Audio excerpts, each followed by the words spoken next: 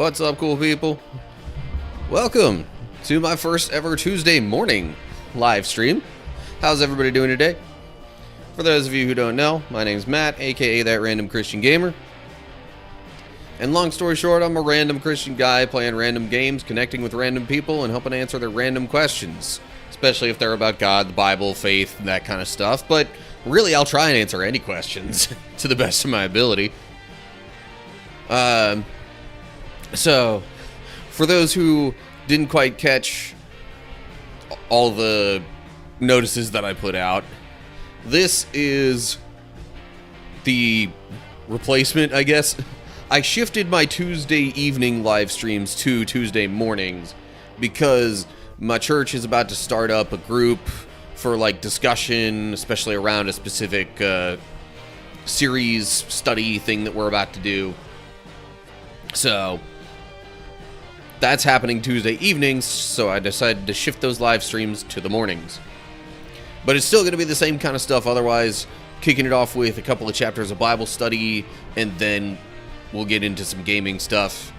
I'm playing through the Kingdom Hearts series right now, and in the midst of Kingdom Hearts 2 specifically, so that's what we'll get into after the Bible study. And that'll give us time to talk further about Bible stuff, if needed or wanted, or not. Or we could just hang out, chat, talk about whatever. Feel free to leave comments and thoughts and whatever. Discuss things in the chat at any given point. I will be recording a lot of the stuff in this stream, but don't let that hold you back, because I might even include it in the eventual edited videos if it's really relevant and, you know, or just funny or otherwise engaging. So anyway, that's the general gist of things. Twitch wants to kick an ad break in, so let's go ahead and get that rolling, and then we'll hop into the Bible study here. Okay. YouTube people specifically, hello. Twitch ad break is in progress, which means y'all get to see me transition over to this.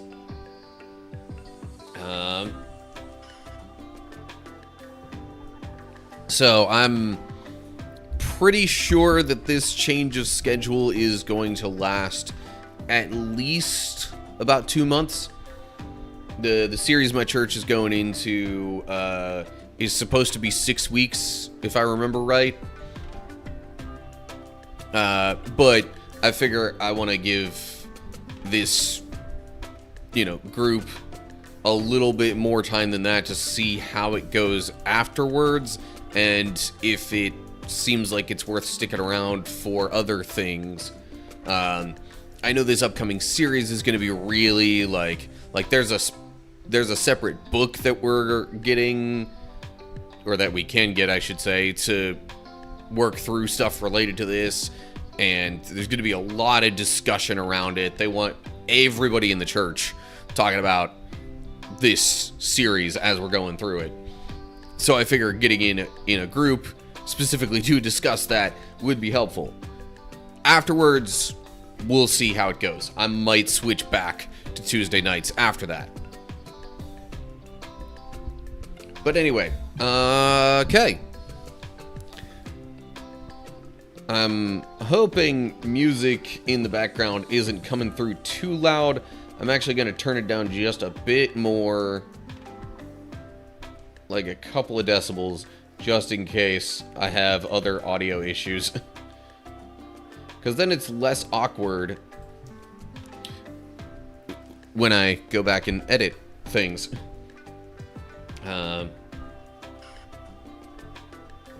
Although the real awkwardness usually comes in during video game stuff.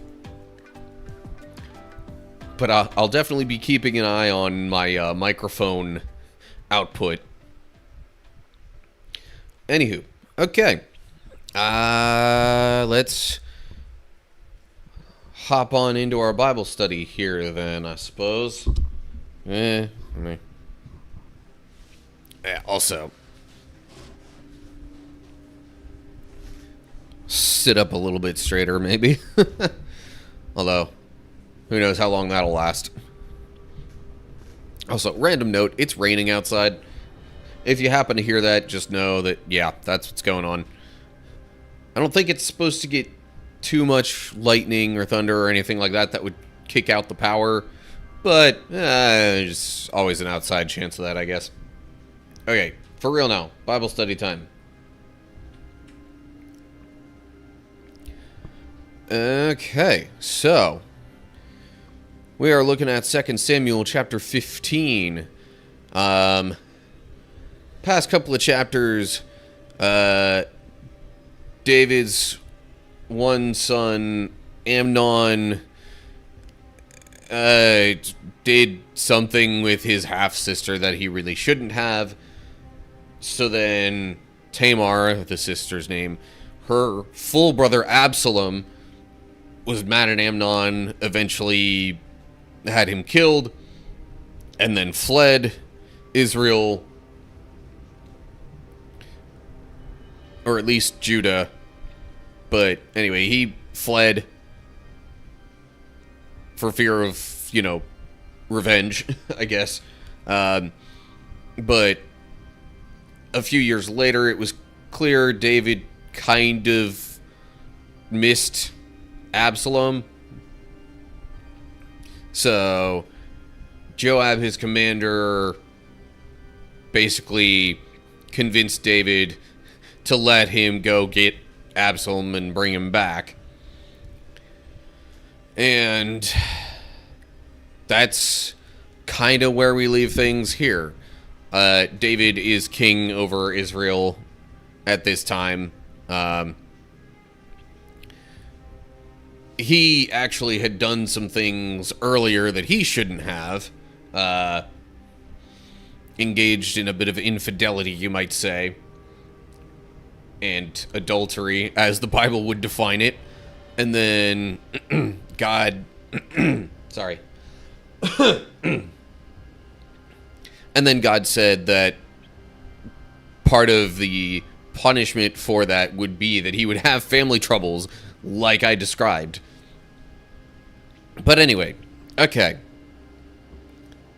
So, that brings us to our current chapter, 2 Samuel 15. So here we go. After this, Absalom bought a chariot and horses, and he hired 50 bodyguards to run ahead of him. He got up early every morning and went out to the gate of the city. When people brought a case to the king for judgment, Absalom would ask where in Israel they were from, and they would tell him their tribe. Then Absalom would say, "You've really got a strong case here. It's too bad the king doesn't have anyone to hear it. I wish I were the judge. Then everyone could bring their cases to me for judgment, and I would give them justice." Okay, so Absalom is currently trying to just, like, subvert his father and his kingship, and basically convince the people that he would be a better ruler, or at least a better judge, who would hear them out better than his father David. That's where, you know, you really want to try and start if you're looking to, you know, develop any sort of uprising of the people, is just try to get on their good side first and foremost. And make them dissatisfied with the way that things are. It's a really common political tactic nowadays, actually. But that's very tangential to this. Let's not get off on that right now.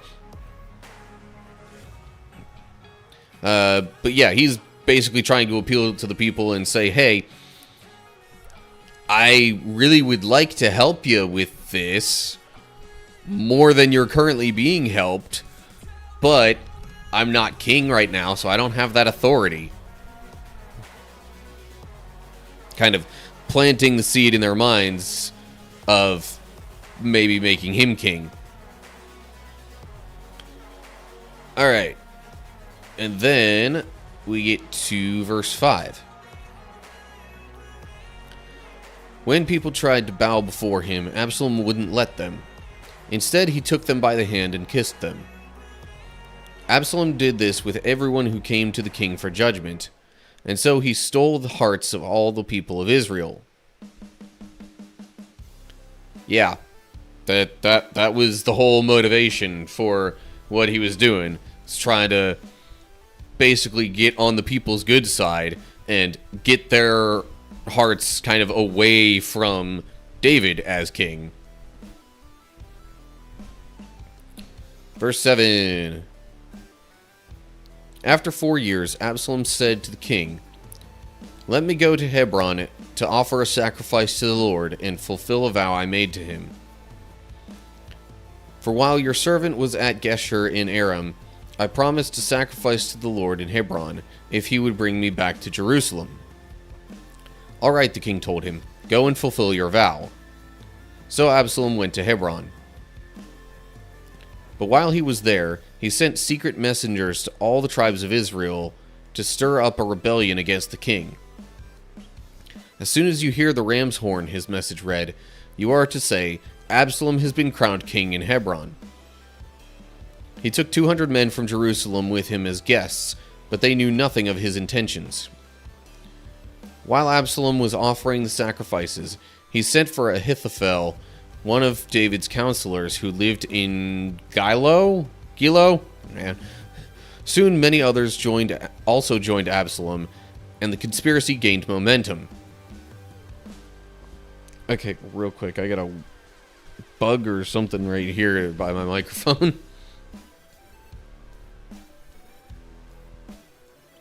Minute Mocha, good morning. Yes, so this is at least part of the story of Absalom. We already went through the,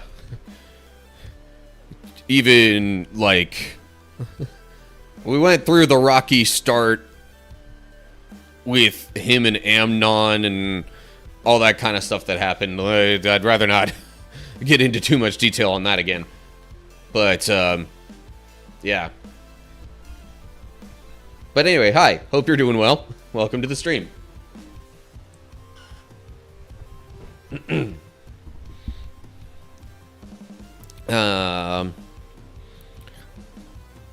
Alright, so whether or not Absalom actually made this vow is up for debate, but that's the excuse that Absalom's giving to King David to let him go to Hebron. And he says he's going to make sacrifices, which I think he at least actually does that, but he's also setting the scene to more officially stir up a rebellion and get people rallying around him against David, who is his father, just so we're clear. Yeah. Note there, after 4 years, that's as in the Greek and Syriac versions, Hebrew reads 40 years. Well, that's quite a difference, but why would the Hebrew read 40 years? Because we read before that David was king for 40 years in total, so that wouldn't really make much sense that he'd be rebelling against his father 40 years later. Because, like, David wouldn't have even still been king then, according to what it said earlier.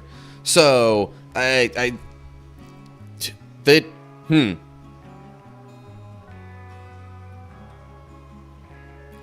strikes me as odd. Now, maybe, again, the original text that they pull this from, I don't know offhand the, like, which one is how old and whatnot. And I certainly am not one to be able to verify accuracy on any of that kind of stuff and how close it would be to what the original should be. But that strikes me as odd and seemingly contradictory that it would say 40 years. Because, yeah, David wouldn't even be king then, according to what it said earlier. I don't know. So, let's just assume it was 4 years rather than 40. Because that would also be a long time to spend just trying to get the people on your side and plan a rebellion. Note there where it says in Hebron, it says in some Greek manuscripts, Hebrew lacks in Hebron. So just say, I promised sacrifice to the Lord if he would bring me back to Jerusalem. But he was already talking about Hebron, so the in Hebron part is kind of implied there anyway, I think. Maybe. No other notes there. So he gets 200 men from Jerusalem to take as guests. Because I guess he was telling them this was some sort of momentous occasion or like, you know, the fulfillment of some sort of promise or something that he made to God. But while he's there, he sends out messages to tell people, hey, we're about to group up and rebel against David. And even gets... It says Ahithophel was one of David's counselors. For some reason, I thought Ahithophel was a priest. Not totally sure on that, though. Either way, somebody who was part of David's, maybe not innermost circle, but at least some sort of inner circle. So, this isn't just a haphazard rebellion that Absalom's putting up here. But anyway, let's move along to verse 13. A messenger soon arrived in Jerusalem to tell David, all Israel has joined Absalom in a conspiracy against you. Then we must flee at once, or it will be too late, David urged his men. Hurry, if we get out of the city before Absalom arrives, both we and the city of Jerusalem will be spared from disaster. We are with you, his advisors replied. Do what you think is best. Alright, so I guess that reasonably enough, David kind of assumes that if he and Absalom, you know, clash there in Jerusalem, that there's going to be a whole lot of trouble, a whole lot of damage done, possibly even a whole lot of innocent people caught in the crossfire. And he doesn't want that. So he's like, all right, let's go somewhere else. So that, you know, whenever Absalom inevitably comes here seeking me and my kingdom, that there won't be all this collateral damage.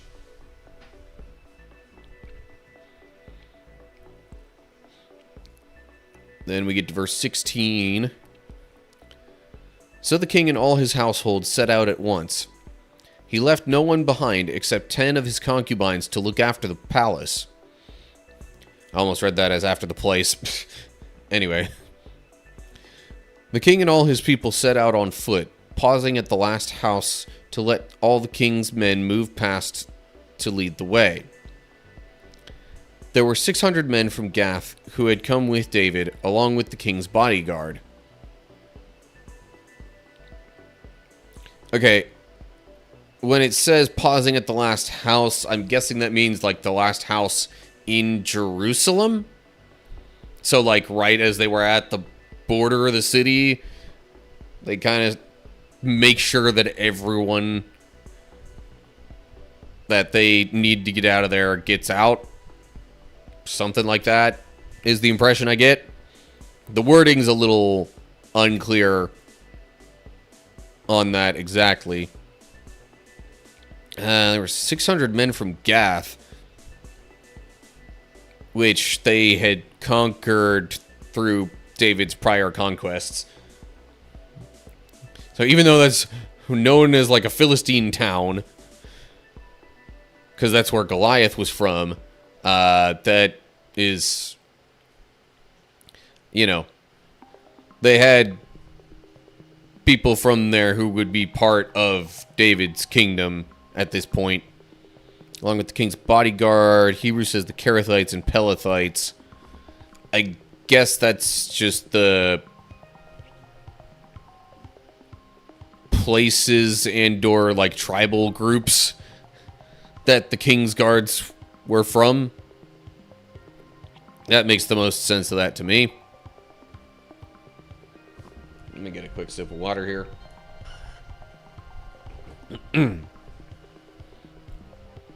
Alright. Verse 19. Then the king turned and said to Ittai, a leader of the men from Gath, "Why are you coming with us? Go on back to King Absalom, for you are a guest in Israel, a foreigner in exile. You arrived only recently, and should I force you today to wander with us? I don't even know where we will go. Go on back and take your kinsmen with you, and may the Lord show you his unfailing love and faithfulness." But Ittai said to the king, "I vow by the Lord and by your own life that I will go wherever my lord the king goes, no matter what happens, whether it means life or death." David replied, "All right, come with us." So Ittai and all his men and their families went along.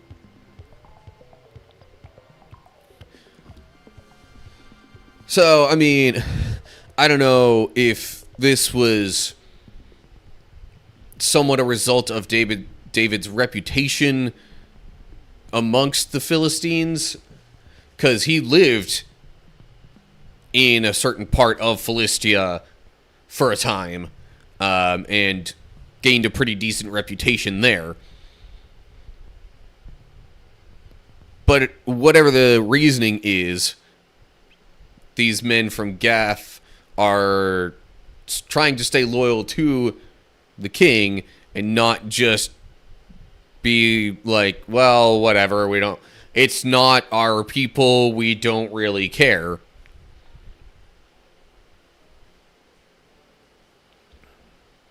Note there, unfailing love and faithfulness. It says in the Greek version, Hebrew reads, "And may unfailing love and faithfulness go with you," rather than "may the Lord show you his unfailing love and faithfulness."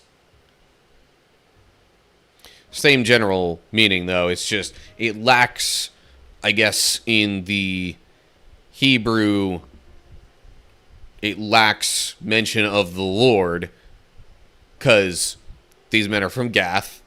They're Philistines, probably. So, what would they care about the Lord's love and faithfulness? They don't even worship the Lord.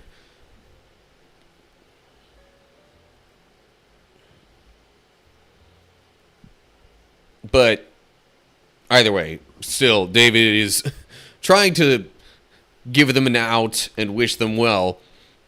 But Ittai's like, nope, we're sticking with you, because you're the king, and we are loyal to you.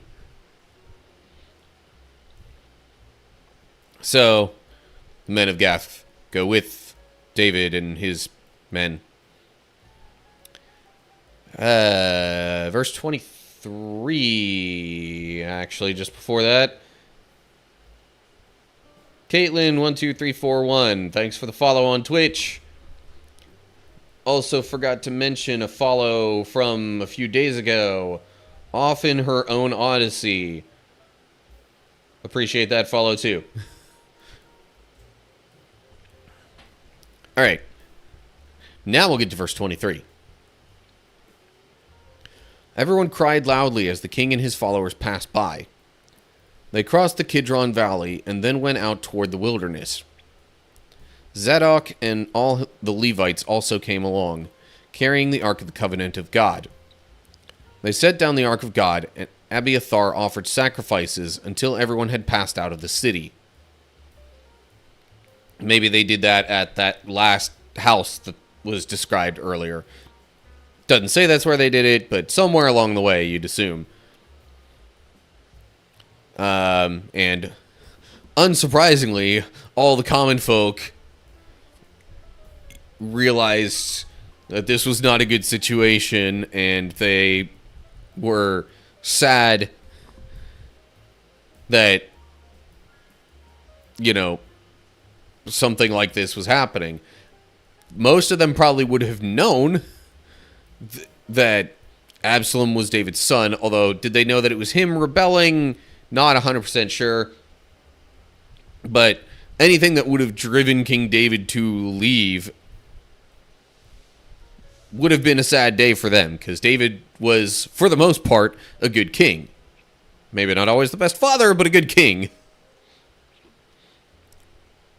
Note there, it just says Abiathar went up rather than offered sacrifices until everyone had passed out of the city. That makes it a little unclear what would have happened there. Although, a lot of times previously when it mentioned offering sacrifices, it said something like that person or that priest went up to offer sacrifices. So maybe that was just a, I don't know, shorthand for that.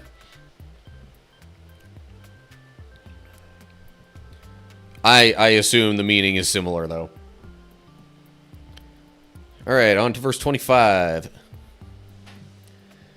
Then the king instructed Zadok to take the ark of God back into the city. If the Lord sees fit, David said, he will bring me back to see the ark and the tabernacle again. But if he is through with me, then let him do what seems best to him. The king also told Zadok the priest, look, here is my plan. You and Abiathar should return quietly to the city with your son Ahimaaz and Abiathar's son Jonathan. I will stop at the shallows of the Jordan River and wait there for a report from you. So Zadok and Abiathar took the Ark of God back to the city and stayed there. So, David is...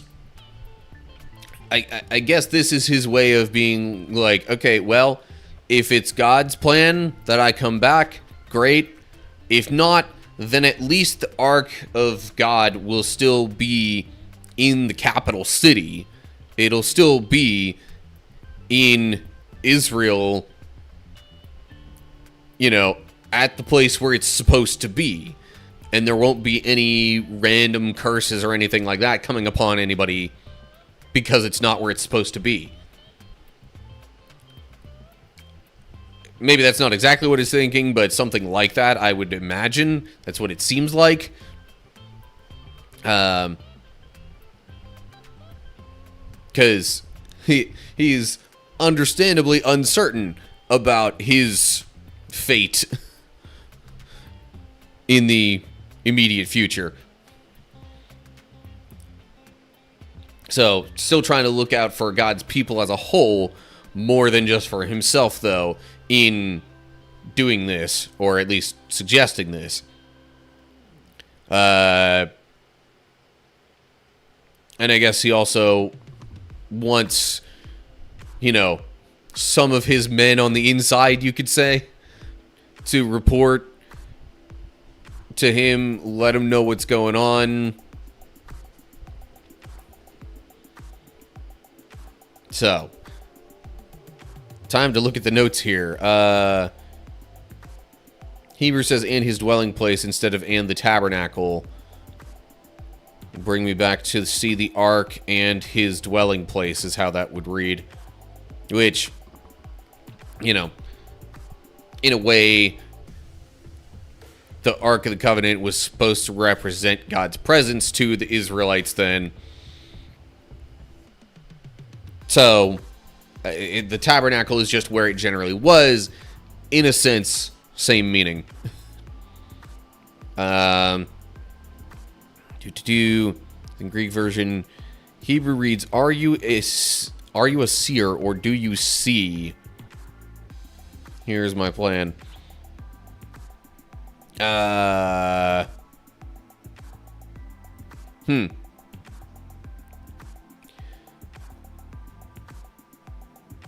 mean, he still clearly intends to tell them his plan.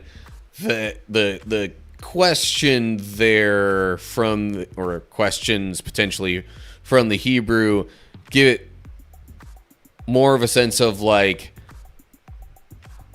okay, hasn't God already told you something like this?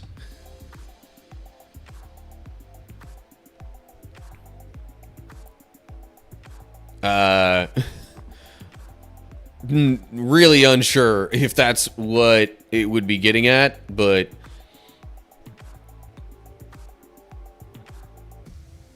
I guess it's him in that case trying to like appeal to their priesthood and whether or not they would have heard from God on a matter like this. Anyway, you and Abiathar, Hebrew Lax and Abiathar, it would just be you should return quietly. But then it later says Zadok and Abiathar took the ark. So, I mean, Abiathar's implied in there anyway. And it mentions Abiathar's son Jonathan anyway. So, like, whether or not it says that outright, it's at least implied that Abiathar would be part of that. Where it mentions the Jordan River, Hebrew says at the crossing points of the wilderness rather than at the shallows of the Jordan River. I would think that's where they considered the crossing point anyway, because that's where they crossed over to get into, you know, the bulk of what was the Promised Land / Israel then anyway.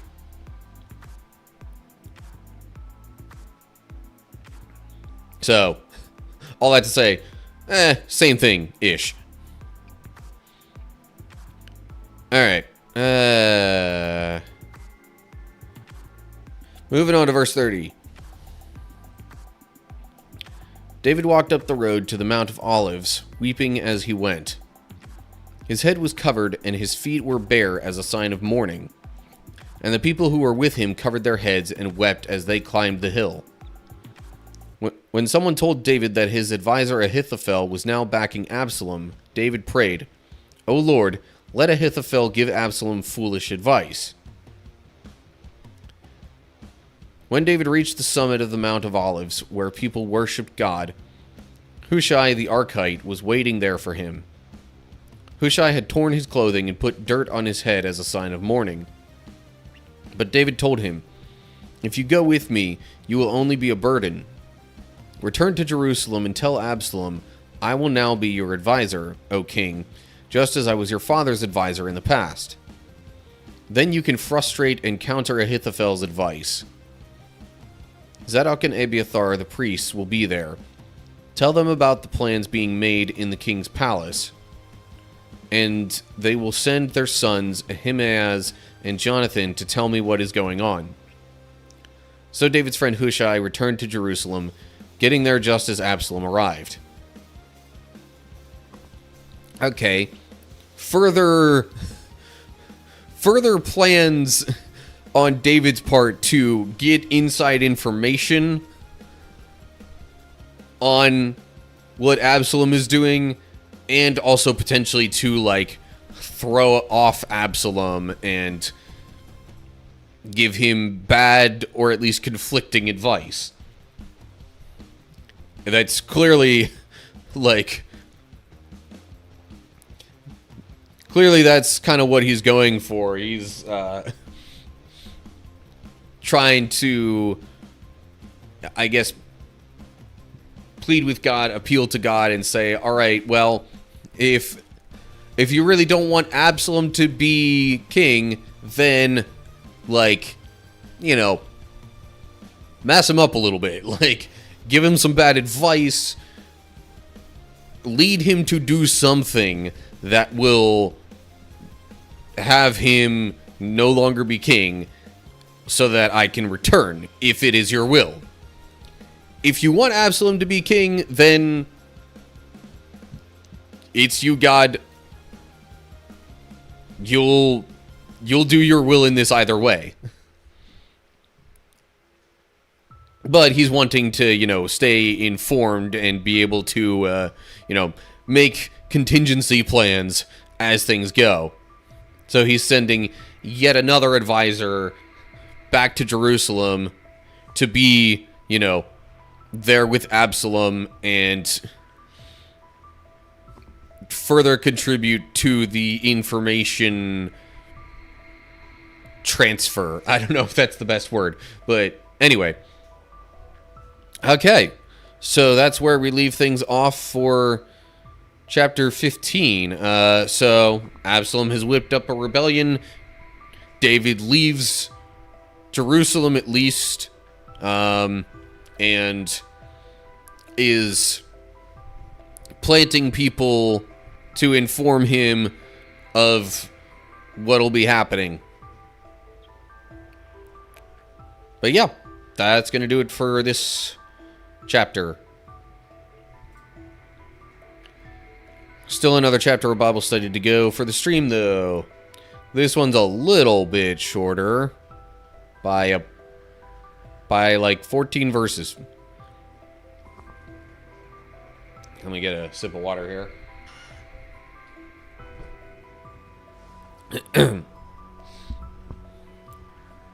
Okay, and I'll just keep chugging along here.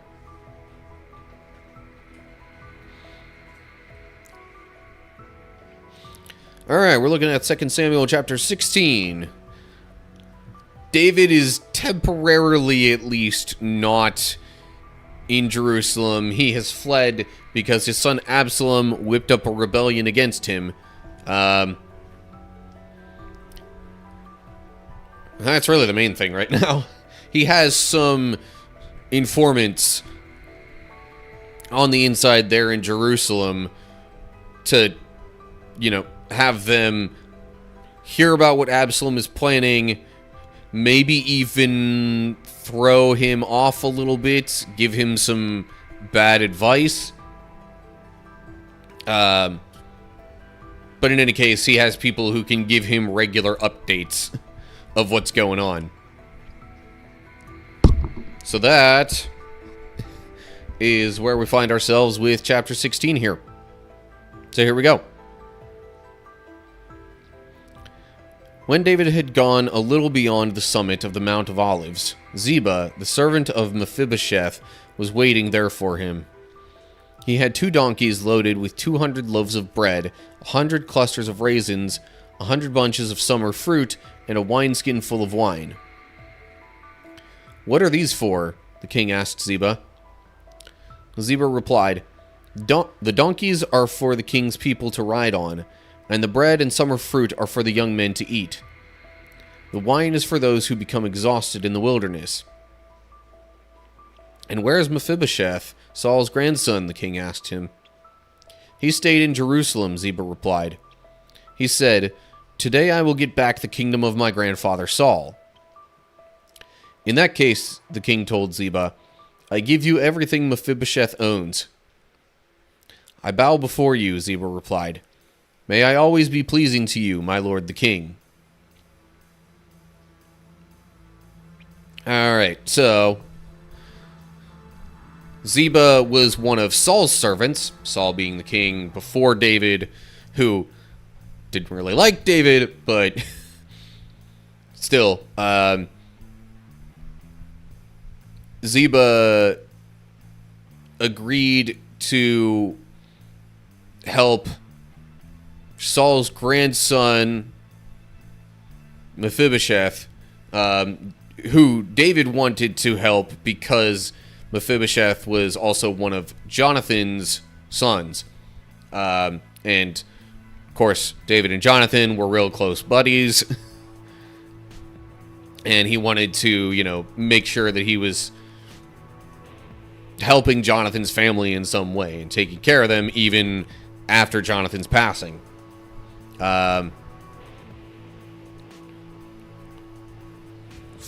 Note there at Mephibosheth is another name for Meribale. Okay, yeah, that was a note that we had before. Different name rendering, same person, though. So Ziba has all this stuff waiting for David. And Ziba essentially says it's all for David and his men.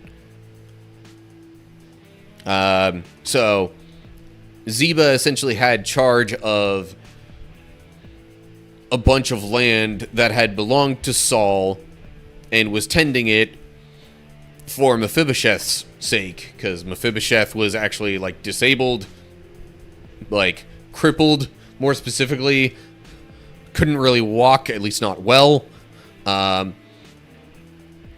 So Ziba was taking care of those fields and whatnot.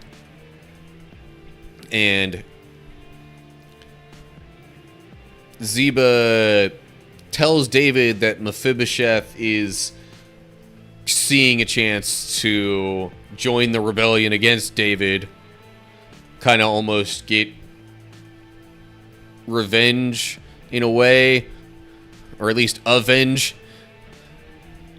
his grandfather Saul. So then David's like, well, if he is really trying to rebel against me, then you know what, Ziba? All this stuff is yours now. You've been taking care of it for Mephibosheth. It's yours now.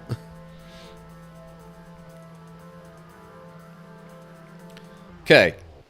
Then we get to verse 5.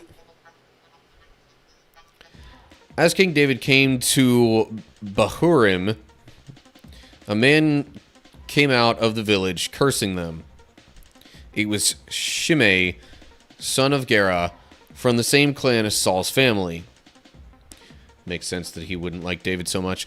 Anyway, he threw stones at the king and the king's officers and all the mighty warriors who surrounded him. "Get out of here, you murderer, you scoundrel," he shouted at David. "The Lord is paying you back for all the bloodshed in Saul's clan. You stole his throne, and now the Lord has given it to your son Absalom. At last you will taste some of your own medicine, for you are a murderer." Shows you how he felt. And I guess some of the people who were loyal to Saul previously, this proves that some of them still didn't really like David. Even though David wasn't really all that hostile towards Saul, Saul was very hostile toward David. So it wouldn't surprise me if Saul had spread a bunch of lies about David and what he was doing in order to, you know, convince the people that he was right. And that, you know, David was not supposed to be the king. But yeah. So this guy is cursing them and throwing stones at them as they're traveling, I assume. Anyway, verse 9. "Why should this dead dog curse my lord the king?" Abishai, son of Zeruiah, demanded. "Let me go over and cut off his head." "No," the king said. "Who asked your opinion, you sons of Zeruiah? If the Lord has told him to curse me, who are you to stop him?" Then David said to Abishai and to all his servants, "My own son is trying to kill me. Doesn't this relative of Saul have even more reason to do so? Leave him alone and let him curse, for the Lord has told him to do it. And perhaps the Lord will see that I am being wronged and will bless me because of these curses today." So David and his men continued down the road, and Shimei kept pace with them on a nearby hillside, cursing and throwing stones and dirt at David. So, actually, let me read this next verse too. "The king and all who were with him grew weary along the way, so they rested when they reached the Jordan River." So this was all still before they reached the Jordan River. So still kind of making their way out of Israel. We're probably out of Jerusalem at this point. But still making their way out of Israel proper, more broadly speaking. So, Abishai wants to just silence this guy, Shimei, who's, you know, literally throwing stones at them and cursing David and his men. David responds basically by saying, okay, first off, who asked you? But this might be something from God. If it's from God, we don't want to, stop that from happening. If it's not from God, maybe, God will see this and bless us for having to deal with this. I mean, God had previously, back in the time of Moses, taken something that was supposed to be a curse and turned it into a blessing. There was somebody who was literally hired out specifically to curse the Israelites back then, but God made it so that it was a blessing instead of a curse. Like, that was to the point where it was even worded as a blessing instead of a curse. But same kind of idea, I would imagine, trying to turn what's meant to be bad into something good.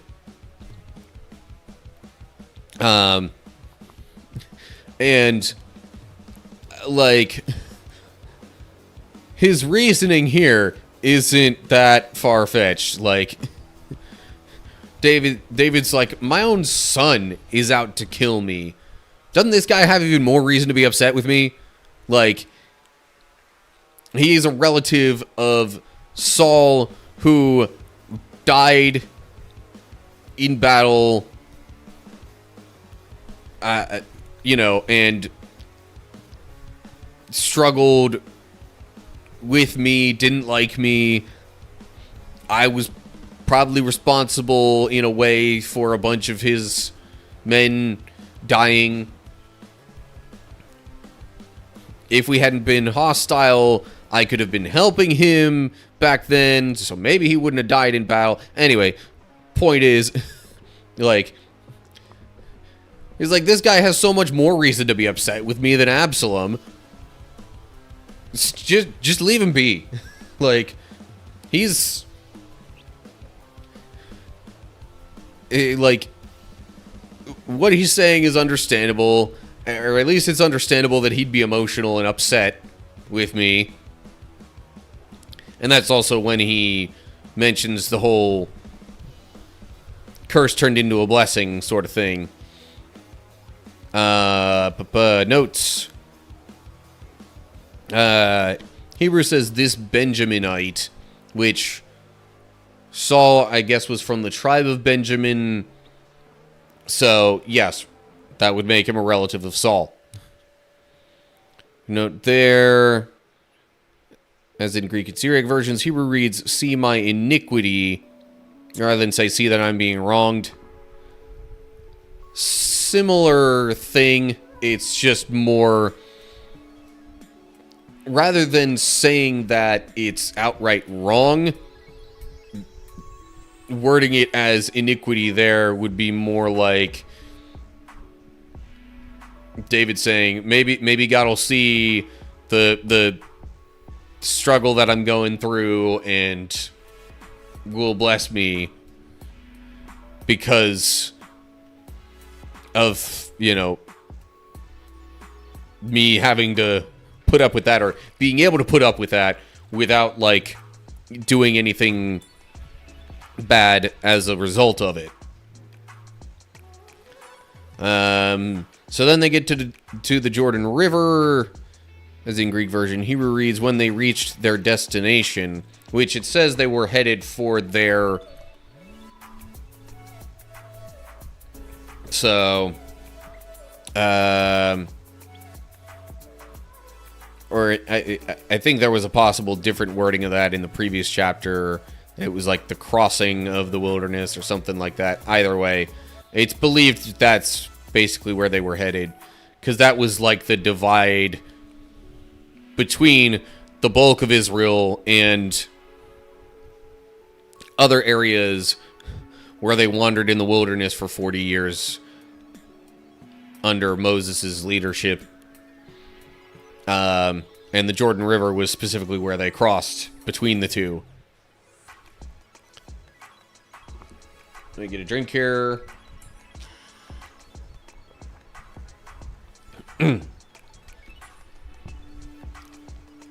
Okay, on to verse 15. Meanwhile, Absalom and all the army of Israel arrived at Jerusalem, accompanied by Ahithophel. When David's friend Hushai the Archite arrived, he went immediately to see Absalom. "Long live the king," he exclaimed. "Long live the king." "Is this the way you treat your friend David?" Absalom asked. "Why aren't you with him?" "I'm here because I belong to the man who is chosen by the Lord and by all the men of Israel," Hushai replied. "And anyway, why shouldn't I serve you? Just as I was your father's advisor, now I will be your advisor." Then Absalom turned to Ahithophel and asked him, "What should I do next?" I'll actually pause there for a sec. So while all this stuff with David is going on and they're, getting at least to the edge of Israel, Hushai is making his way to Jerusalem. So are Absalom and all of his people that are part of the rebellion. So they get to Jerusalem. They meet up there. Hushai's like, long live the king, as a sign of, hey, king, I'm here to serve you. But Absalom kind of questions it, like, I thought you liked David. Why are you helping me instead? And Hushai basically says, well, I'm here to serve whoever is king of Israel. Not just David specifically. And you're David's son anyway, so why shouldn't I help you out? Your family.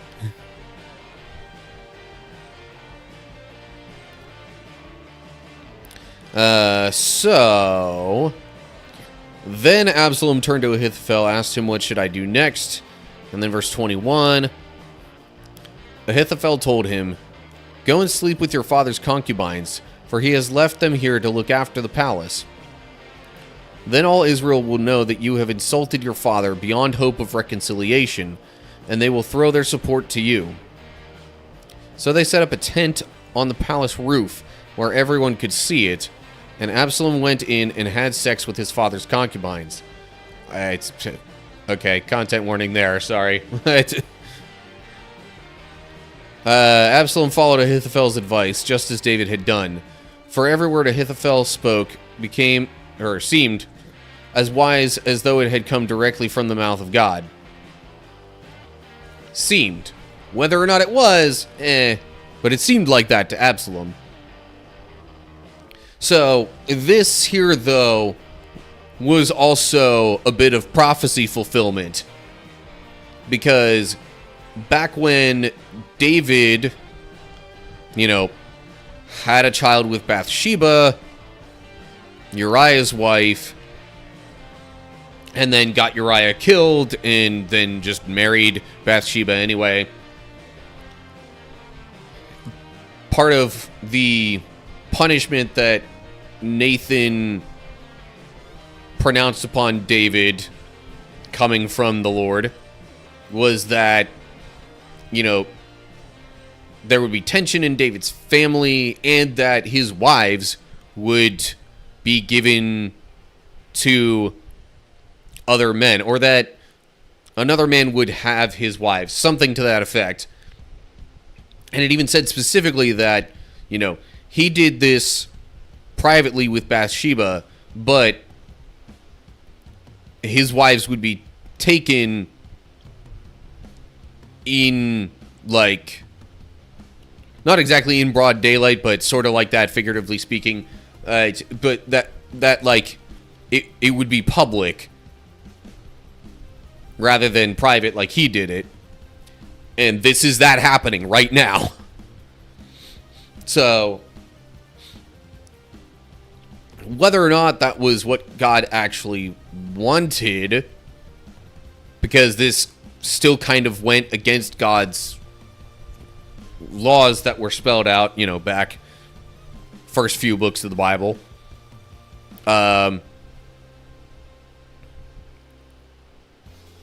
Like that was prophecy fulfillment. So yeah, and I guess Ahithophel's reasoning is that, like, all right, this'll be your sign of, like, dominance, that you're the king now, and people should support you. All right, this is one of those moments where I almost hate my brain a little bit, but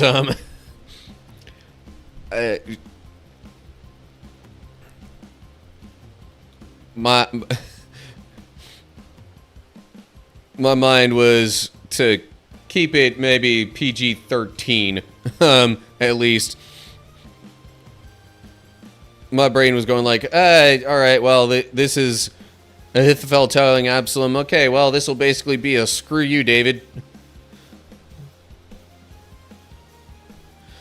But anyway, okay, so David and his men are at the edge of the Jordan River, it seems, basically. Absalom is now in Jerusalem and is trying to convince the people that he's there to stay and showing his dominance over his father David. And that's where chapter 16 ends.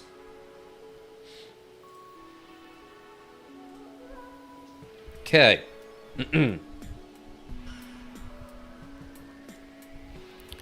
And that is all I've got planned for the Bible study portion of the stream. I will take a little bit of time to sort of reconfigure some things.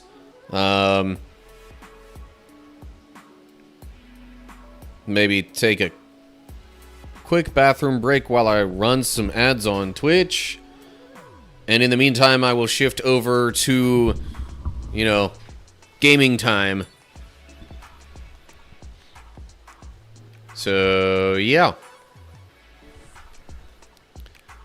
Be back in a bit. And Twitch folks, I will catch you shortly after the ads that are about to run.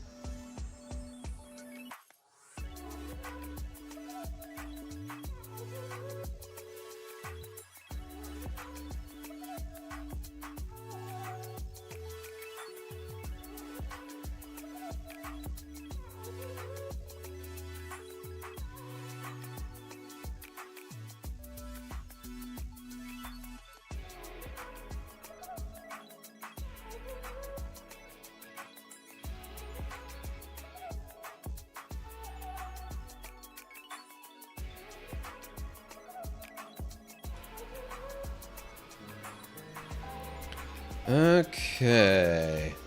And here we are with Kingdom Hearts stuff booting up. Can probably ditch my own background music because the game will have plenty before us. I think I've got my webcam at just about the right placement for this game. I'll check it here in a little bit, though.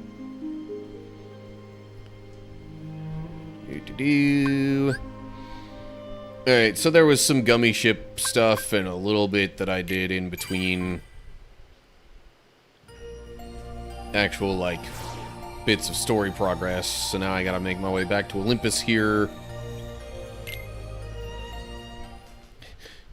You notice there was a save point that was kind of, like, off limits there that I couldn't go to.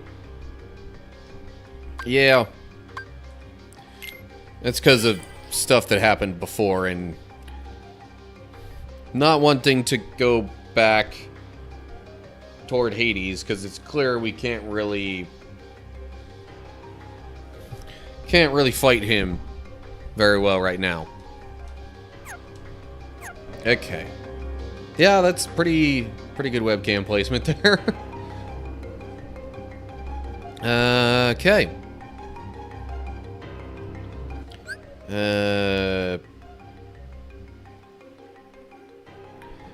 This is where I'm gonna maybe abbreviate things a little bit from what I typically would do on a Tuesday evening, but I'm working with what I've got here. I'll be trying to make about as much progress as I would anyway, and it just means more of the, you know, on the side kind of stuff is going to get pushed to Saturday's streams. But anyway, here we go. Okay, so I didn't really do much in between recording sessions, just a little bit of going back to some other places, seeing if I could collect any more treasures or do things like that. Did some gummy ship stuff, but that was about it. Yeah. And I guess we're about to go chat with Herc.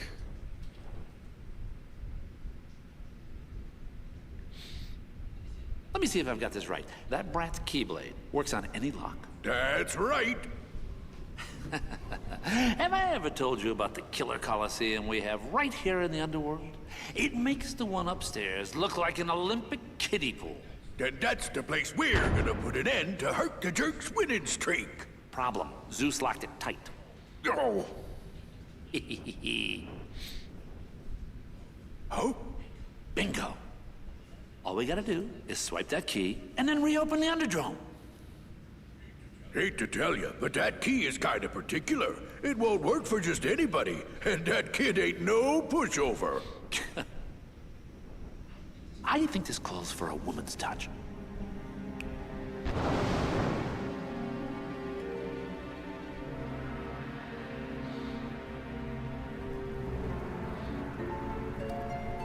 Of course he's going to try and get Meg involved. Just like in the movie.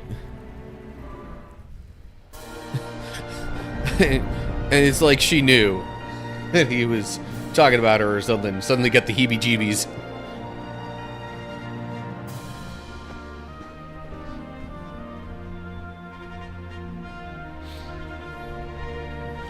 Gosh, this sure does bring back memories.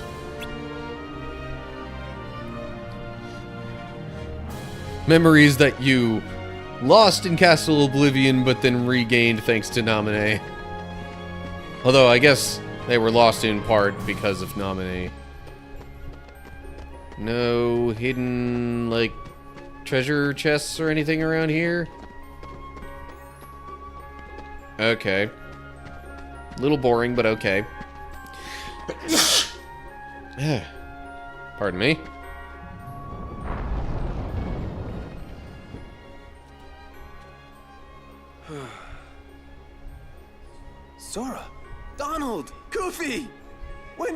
here. Hey, Herc. Howdy there. You on another adventure? Yeah, tracking down some friends, wiping out some Heartless. Junior hero's always busy. You know it.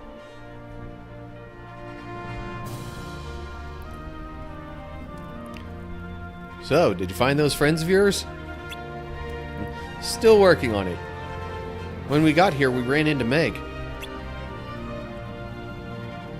Meg had trouble, I mean. So we had to help somebody out.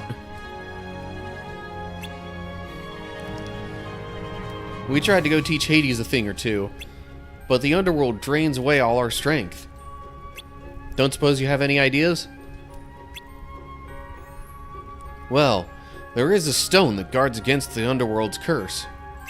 The gods in Mount Olympus use it whenever they have to go down there. Think we could use it? Sure, why not? I'll go get it for you. Thanks. Real nice of you. But Hades is no pushover, even if you've got the Olympus stone. And I have a match today, so I can't go with you. Know what you need? Training. Why don't you go talk to Phil? Hey, good idea. Alright, so we have a map of the Colosseum. And another save point.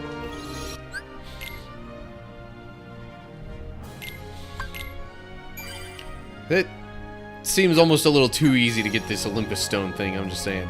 Yeah, and these are the trophies from the different competitions in the last game. So what does this say? There's only one rule, keep it clean. Hi, Meg. Hercules went to get the Olympus stone. In the meantime, shouldn't you be training junior heroes? Probably gonna be another scene here with Phil. Yep. Hey, champ. How you feeling? Better rest up for tomorrow's match. Nobody's gonna pay to see a worn-out hero. Gabish? Remember what I told you. Victory in the games comes down to two simple words. Eat, bathe, sleep.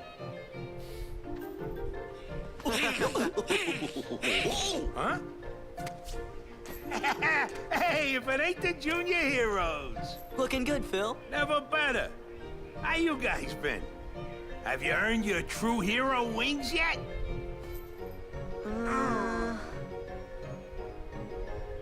Nope, you ain't got what it takes. What? So, what's up?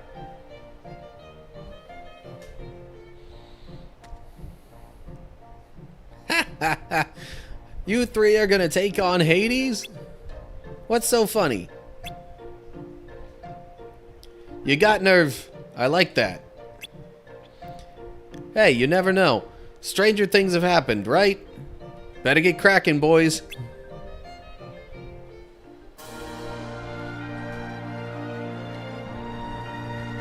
Alrighty. So, you want to train, eh? Alright. I'm gonna work you hard. And yeah, we have to do the practice first. Break the pots and retrieve as many orbs as possible. Yes. Smash the pots and collect orbs within the time limit. Break the pots to collect orbs. Smash bigger pots into smaller ones to get lots of orbs. Destroy smaller pots to make bigger pots appear. Alrighty.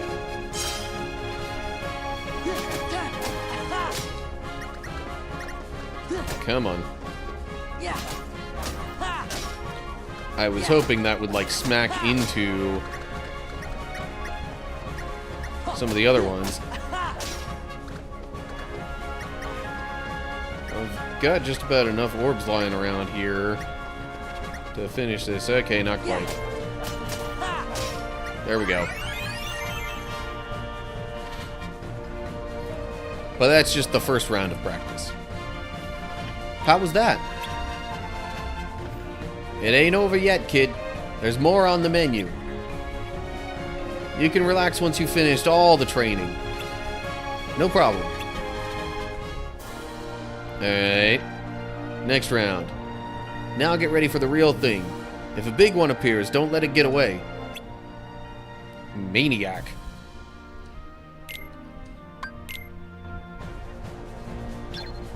I would imagine this is going to be more of a score-based thing. Or, no, it's get 100 instead of...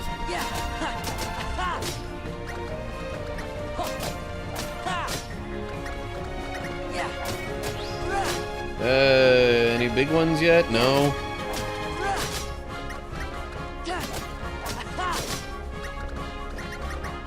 Kind of makes me wonder a little bit.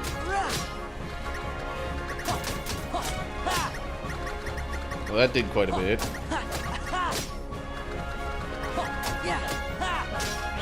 Big one. Didn't it say to smash a big one into a smaller one to get a lot? Yeah. I didn't quite manage that, though. Didn't have the right angle.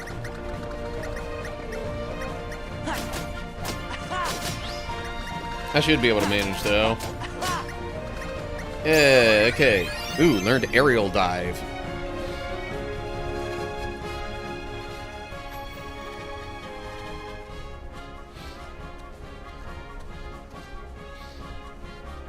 What's up, Herc?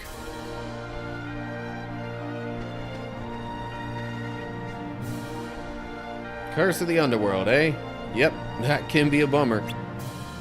But if you can overcome that trial, you'll be one step closer to being a hero. Okay, but we really need to talk with Herc.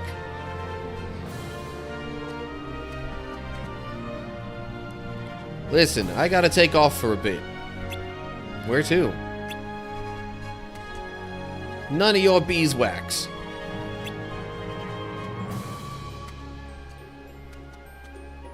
Sorry, guys. The Olympus Stone has been stolen. By who? What? We don't know who did it yet. All we're sure of is that it was a guy in a black hooded cloak. And he had accomplices. A bunch of creatures in white. Someone you know? I think so. Hey, if we can get the Olympus Stone back, can we borrow it for a while? Sure. By the way, you haven't seen Meg around, have you? Oh, okay. What's wrong, your hero-ness? Feeling under the weather? You know, I thought staying in perfect shape was part of the hero job description. You know what I'm saying. Oh, right. Hades, we gotta talk. I came to share a bit of mildly interesting news. Seems your dear, sweet little nutmeg went and got herself lost in the underworld.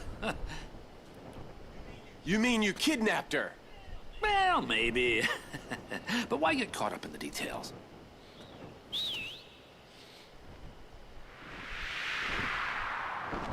Pegasus.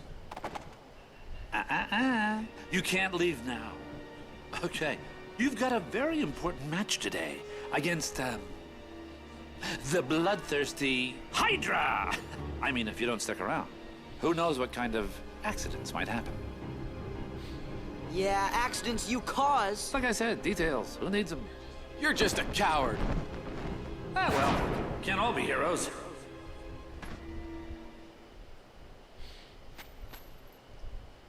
Can you handle this? You got it. We're heroes. Junior heroes, Donald. You take care of the Hydra. We'll handle the rest. I'm counting on you. You gotta find Meg.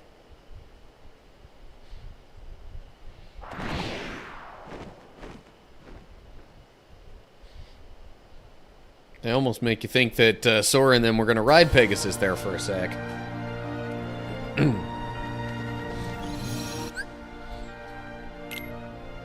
Alright. Let's save that little bit of progress. Can't go in there.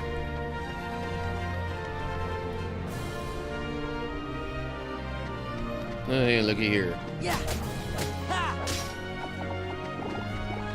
But these ones give health, which I currently don't need. Another scene. Phil. Oh.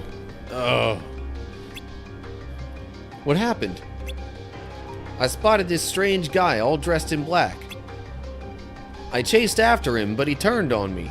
Next thing I know, I'm seeing stars. All dressed in black? He's the one who stole the Olympus stone. Where did he run off to? To the underworld. He's a bad apple, alright. And all I wanted was to find a backup hero. Just in case Herc needed to take a break. Heroes, eh? You could have just asked. You know someone? Oh, good one.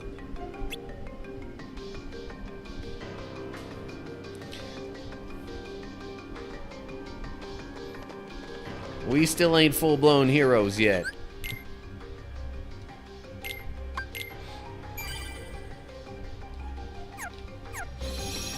Even though there are a bunch of other places throughout the many worlds that think we are. Power boost. Increases strength by 1. Well, let me go ahead and use that real quick here. Power boost. Use. Sora. Yeah. He has a new ability too.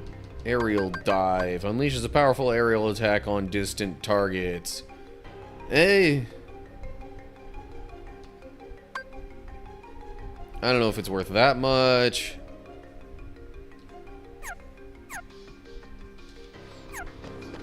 I'll just keep going for now.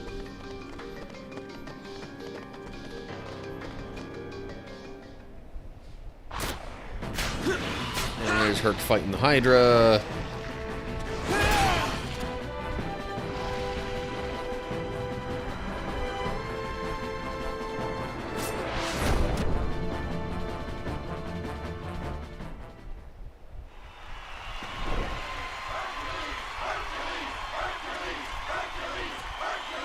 Thanks. Thank you.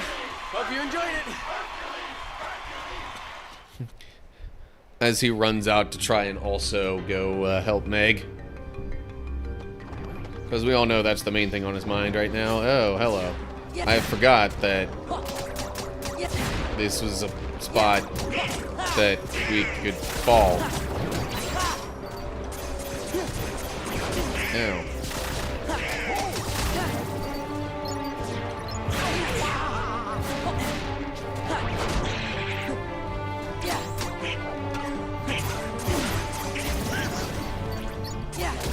Yeah, I forgot. I swapped out aerial recovery for the, like, counter slash thing or whatever it is. Open that, get a mithril shard. Okay, let's try this again. And we jump. Haha. Okay, got the puzzle piece. Moving along. Might also want to have the summon command at the ready. Man. This underworld curse is really getting to me. We've got to get that Olympus stone back fast.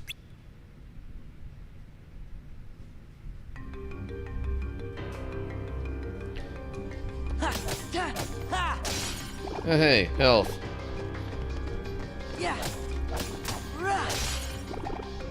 I could use some health.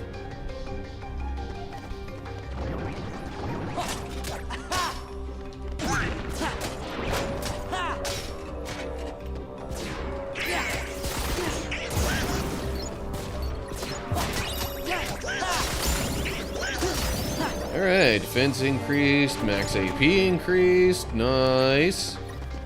I like those. And I was really hoping it would let me up there, because it seemed like I was so close to getting up to that. And then I could get the puzzle piece that's up there. Well, maybe later. Which way, which way? Ooh, puzzle piece.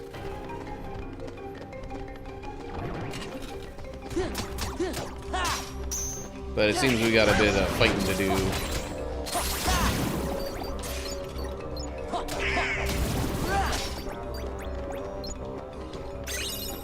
Duality puzzle piece.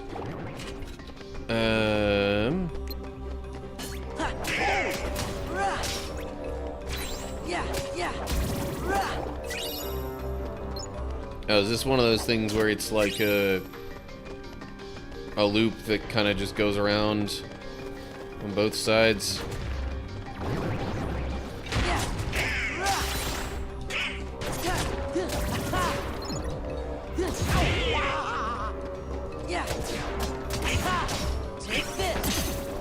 Cool, he's going. Hey, I blocked the attack back. Heh heh.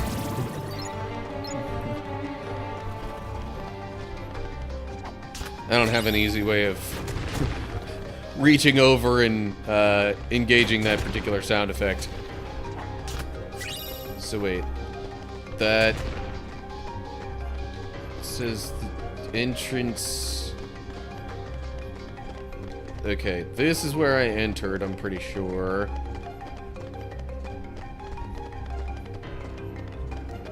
I think this is where we want to go. It's got question marks, so it means we haven't been here before. Atrium. Treasure. Lucid stone. Puzzle piece. Heart puzzle piece. Okay.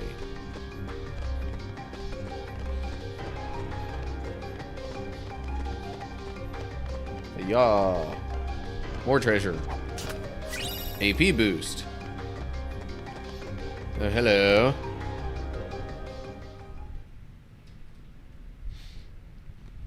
Huh? Oh, you! Wait a sec. Roxas? Excuse me? Roxas? Oh, it's no use. Huh? What are you talking about? Oh, hey, Ramilia. Let's see here. Sorry, I was focused on the game. If the subject fails to respond, use aggression to liberate his true disposition. Right. Did they ever pick the wrong guy for this one? You're bizarre. Oh, he's gotta be the thief. Now that's just plain rude.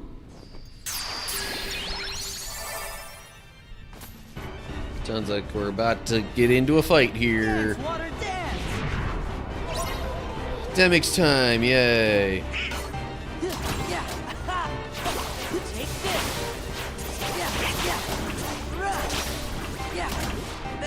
Get back off. Get back off. Yeah, this is it. This is it. Take this.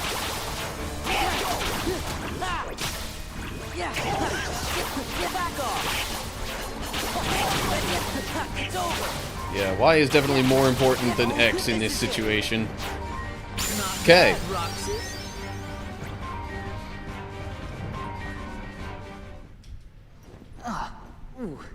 Roxas, come back to us.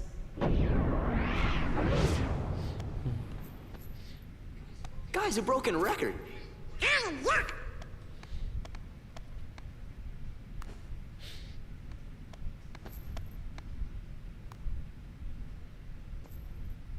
Seems like that's the Olympus stone.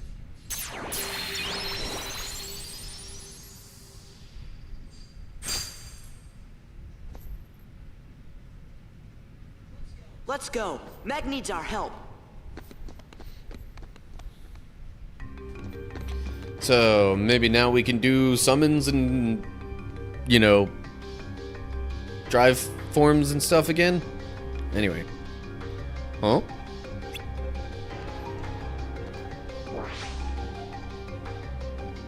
Okay. Not you again.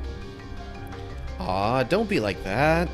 Especially when I'm here to tell you about something even better than the Olympus stone. Absent silhouettes. Shadowy presences of those who were slain. Absent silhouette? Like the title of that book. Exactly. Though they come in all different shapes and sizes. The item belongs to its owner, who is now nothing more than a shadowy presence. But you can still fight them, of course. And as you do, it'll slowly awaken the real you. What are you talking about? You're the hero. You figure it out.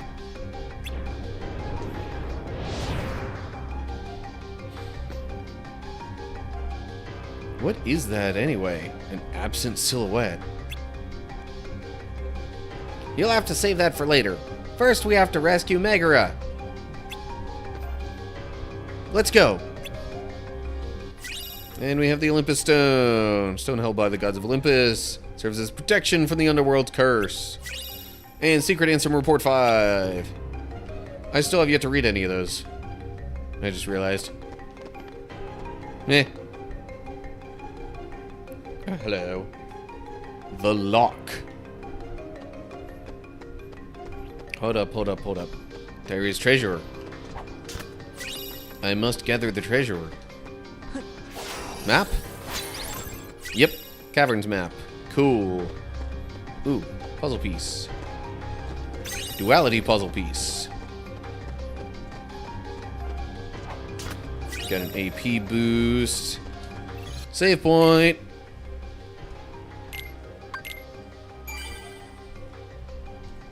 Okay. Let's see what this lock is all about. That looks like an outline of Meg. Go to the rescue, is what the command says.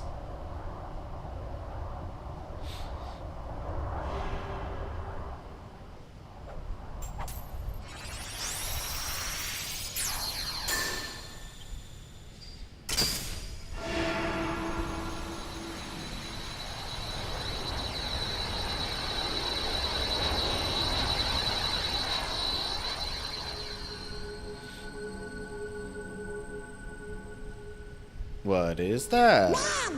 Almost there.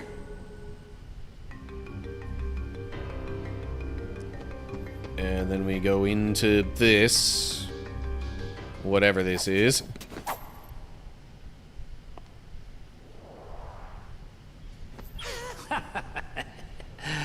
Nah, that's what I call a key.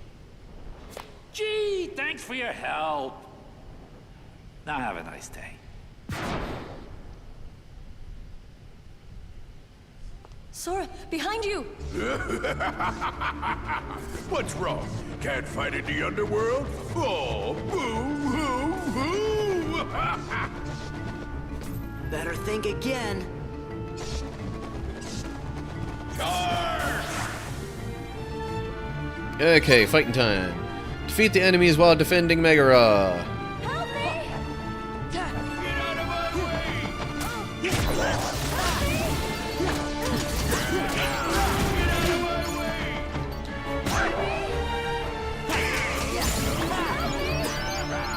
It's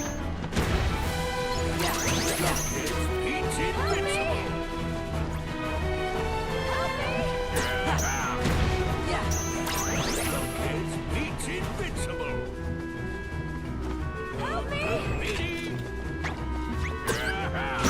You know what? Let's go! We'll summon Chicken Little just for fun. I can do this. Hold it.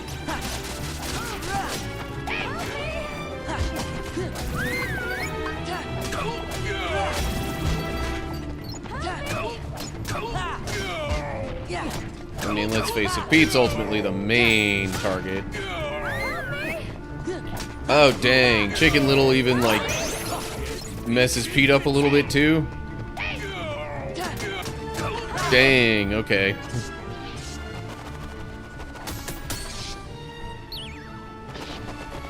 There's too many. Let's go!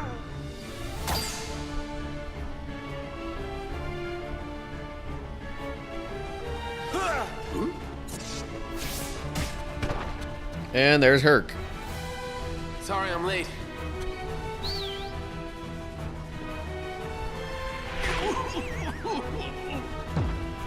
Get Meg out of here. I'll meet you back at the Coliseum. What about you? I'm gonna show these guys what happens when they mess with a true hero.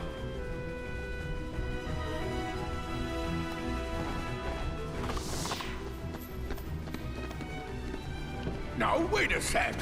Cool?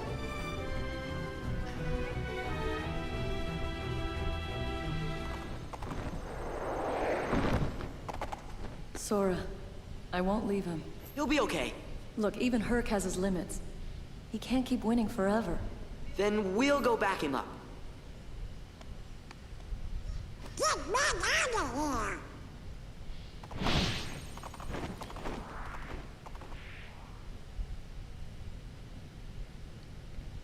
We're not given any particular reason why Pegasus would listen to Donald, but... oh well.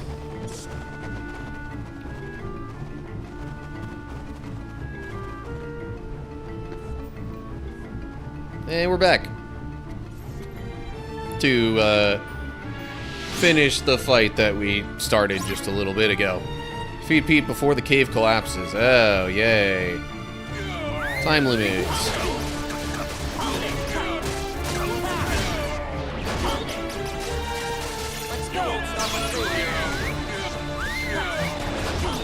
You're not the ones I want to be targeting. I want to focus on Pete, dang it.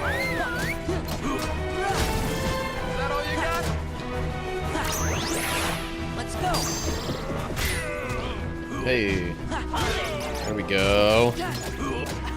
Also, it kept Chicken Little in play.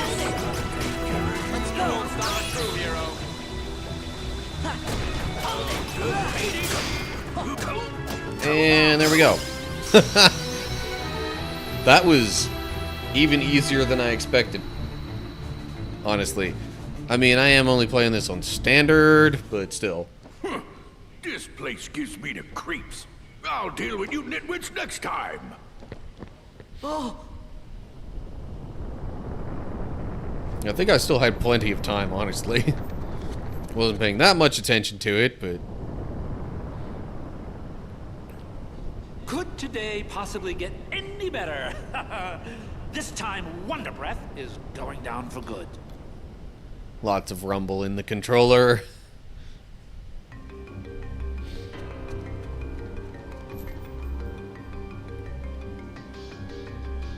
Well, if it isn't everyone's favorite hero washout, you really blew it this time. No one likes a sore loser, Hades.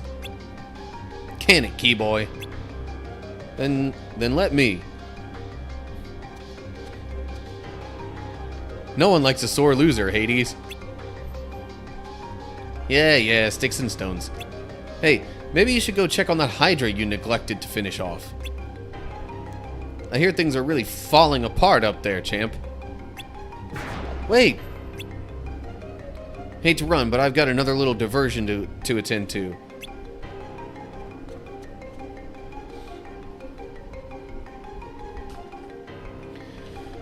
Okay.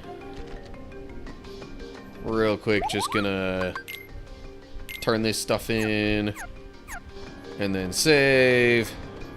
And keep things rolling.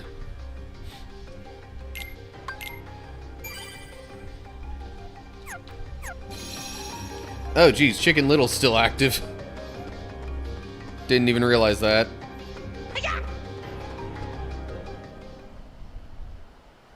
This can't be.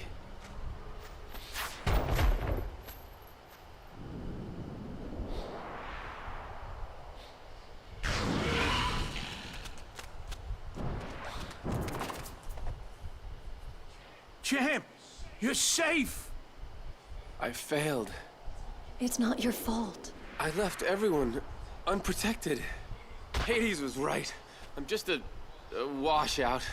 Ah, come on, champ. I didn't train you to think like that. Wonder Boy.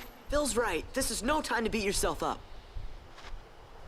I'm some hero.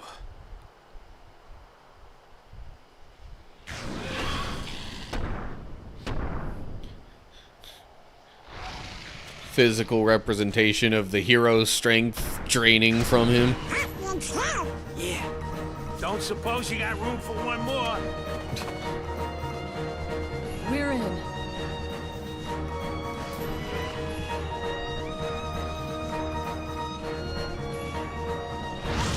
popped in purely because of...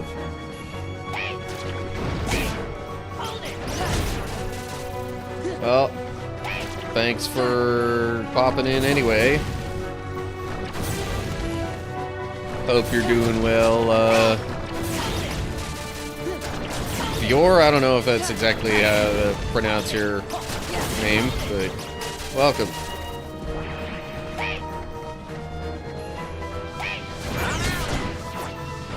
Whoa.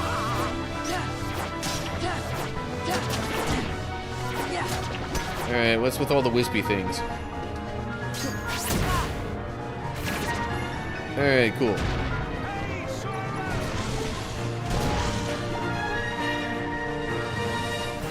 Alright, when exactly do we get up on the Hydra's back?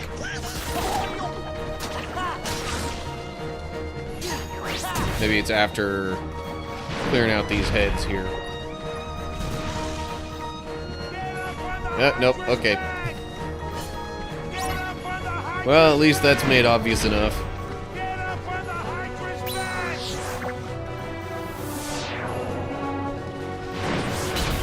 Kaboom.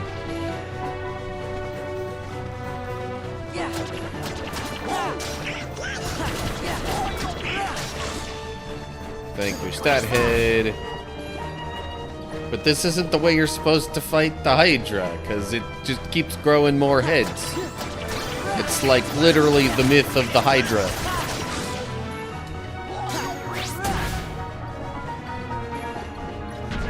But whatever. Hello.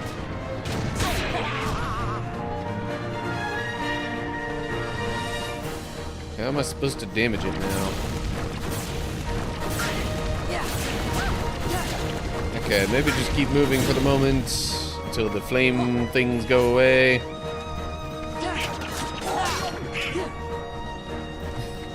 Yeah, like, they make it real obvious when you gotta get up on the Hydra's back.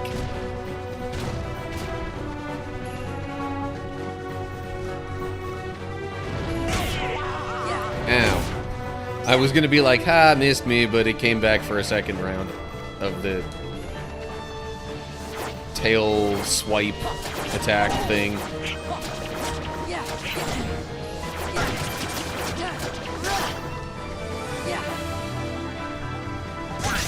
Pegasus room.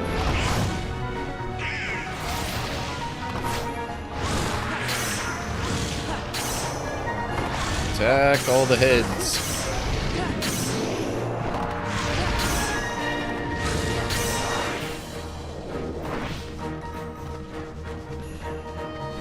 That probably helped a lot, right? Sure hope so. Ow.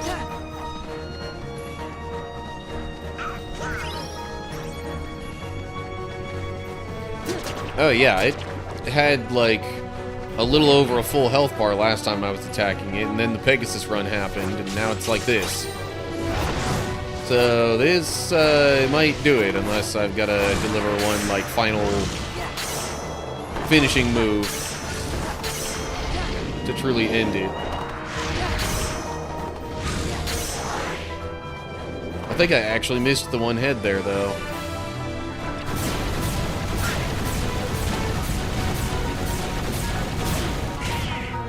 Alright, now I just gotta actually hit it with like a regular combo or something, maybe. Okay, that ought to do it, right? Yeah, okay. Ooh, I have thunder now. Yay! I finally can use all of my, you know, shortcut slots on magic.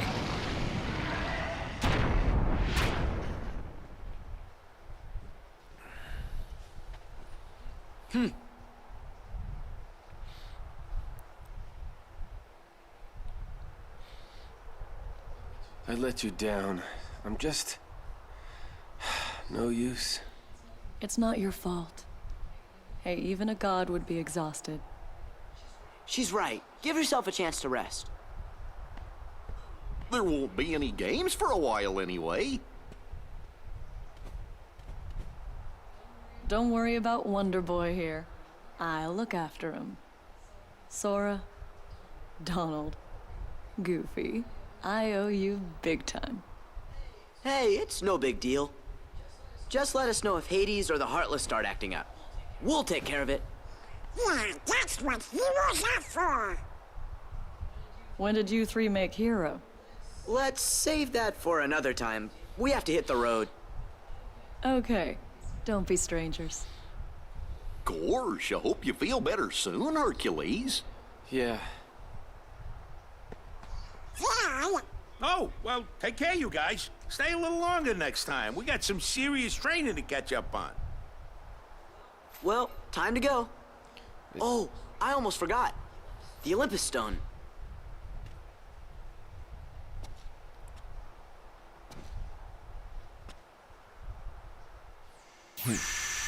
There we go. I was like, wait, how do they know it's time to go? Nothing has triggered the Keyblade to tell them they should go somewhere else.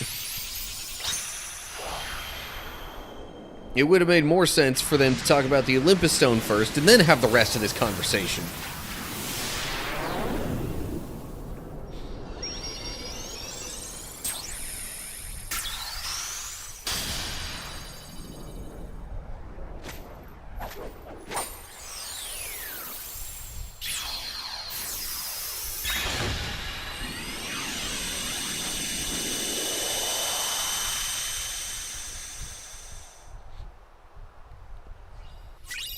Got the Hero's Crest Keyblade. Increases the damage of the finishing move in the air relative to the number of hits in the combo. Jack Fedora, And greetings on where Twitch. is How are everyone you? else? Beats me. They must have had some other matters to deal with. Matters? You mean they have more important affairs to attend to than my return? Well, see, there's this Organization 13 that keeps getting in the way. Let those fools play their little game. But what about that runt with the Keyblade? He's been a real pain, too. Oh, has he?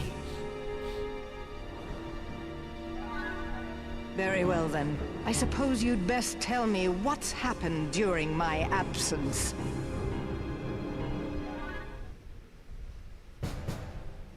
Also, since you asked, I'm doing pretty well.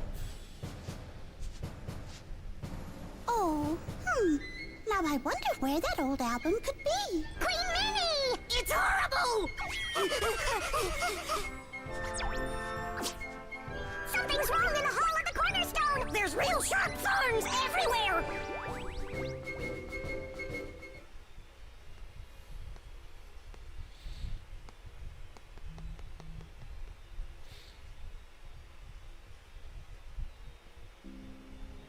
What could that mean? Oh, King Mickey, I wish you could hear me. The castle is in danger. We've got to do something soon. Donald? Goofy? Where are you? Alright. Thanks for stopping by, viewer. Hope you have a good day, week, or however long it is until we meet again. Oh. New location. That doesn't require doing a gummy ship mission. Interesting.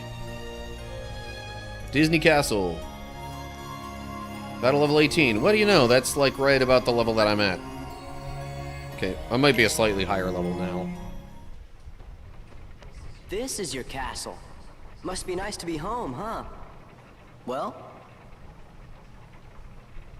You know, something just don't feel quite right. Yeah.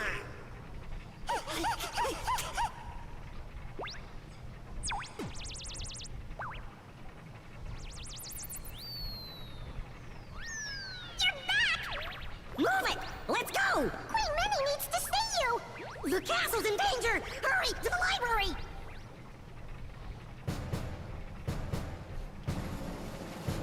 Jake's like, I know, it's great. No gummy before the Disney Castle.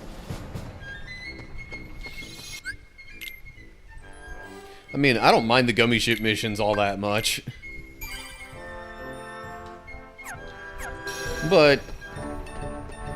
nice to be able to keep the story moving along.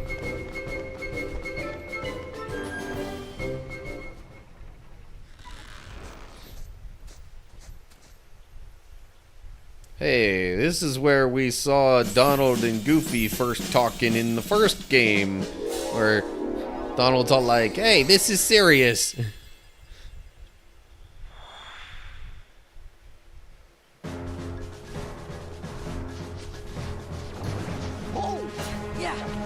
Heartless. Here at the castle? That's bad news.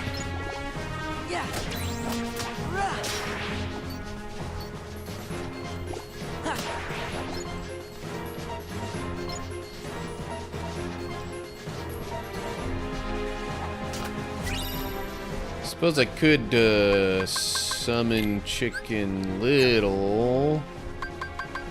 Actually, that's not what I need to look at. I need the status, yeah. Next level 7. Yeah. I can still do some leveling up there. That was what I really wanted to check for.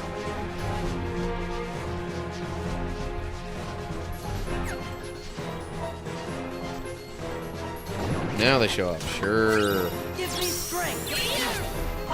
Shock poor Goofy with thunder just because he wouldn't wake up. Yeah. Oh, shoot. I didn't mean to do that. That was an accidental dismiss.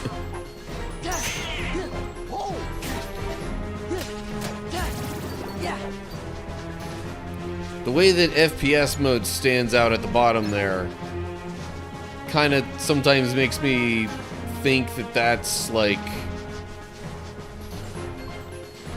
the highlighted command, even when it's not.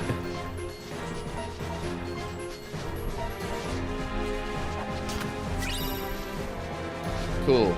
Puzzle piece. A duality puzzle piece, more specifically. I did the thing. It just didn't like it because I was in the middle of a combo or something, I guess. Anyway.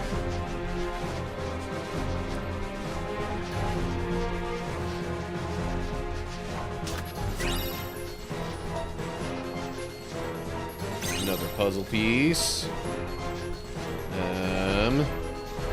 How do I get around to where the treasure is? Oh, there was an easier way up, apparently. Open that up real quick. Got a star recipe. More synthesis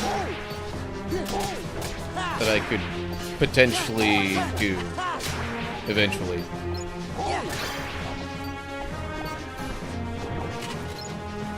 Okay. Ah, there are these guys.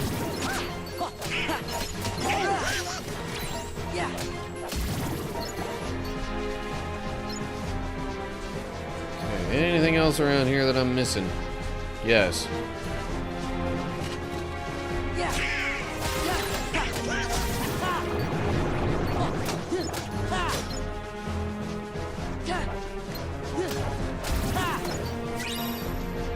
I'm like, where did the other ones go? Guess I went a little too far away. Okay. Going over here now to get this treasure.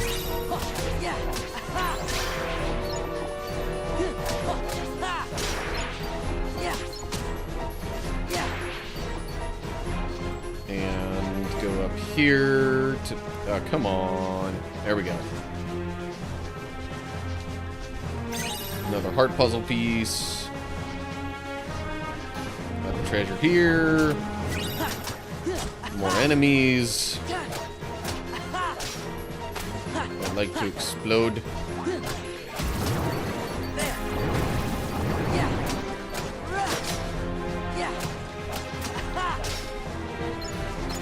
Doing the thing that, like, kind of...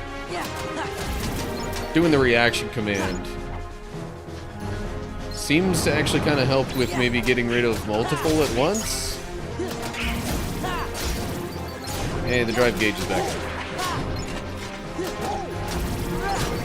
Which means whenever we get to the next thing, I could potentially summon Chicken Little again.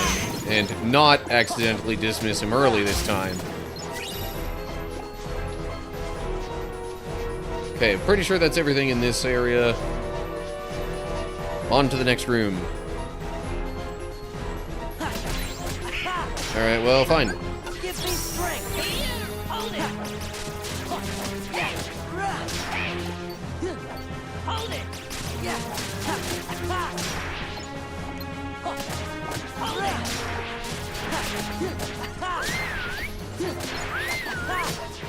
Yeah. Hold it. Gotta say that, like, magnet type thing is really helpful. Doubt I could get that puzzle piece yet. That seems like I'm gonna need applied ability or just a ridiculously high jump for that.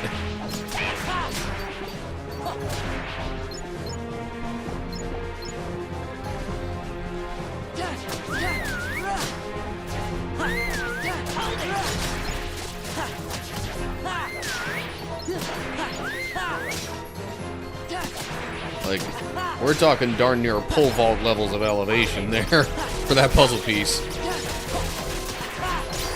Summon gauge powered up. Okay, Chicken Little is at level 3 now.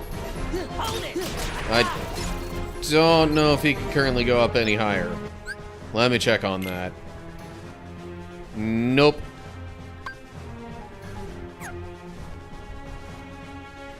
Okay, so now I don't necessarily mind dismissing him.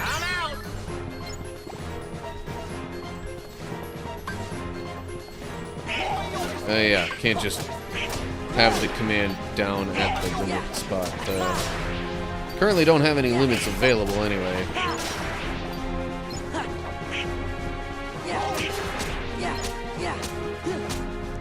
Somebody did not pay the light bill. Too many Heartless.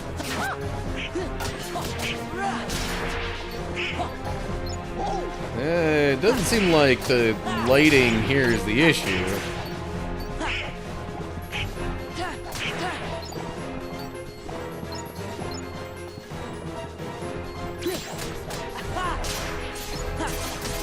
But would be kind of funny if that was how the Heartless actually works, because, you know, they're dark beings. So then it's like, oh, hey, you just need some light. Everybody just carries a flashlight around, and that's how they fight the Heartless. Wait a second. That sounds like it'd be a real easy segue into lightsabers. Star Wars in KH2, maybe? There are rumors about that, but I'm pretty sure all just rumors for the moment.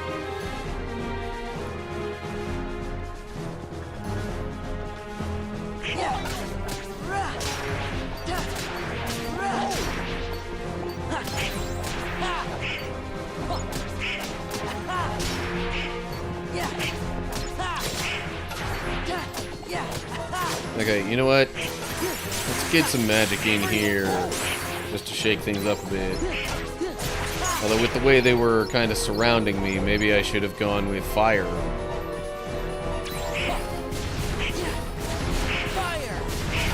Something a little more like that, yeah. I don't use magic anywhere near enough except Cure and Thunder, honestly, so I'm trying to shake things up a little bit.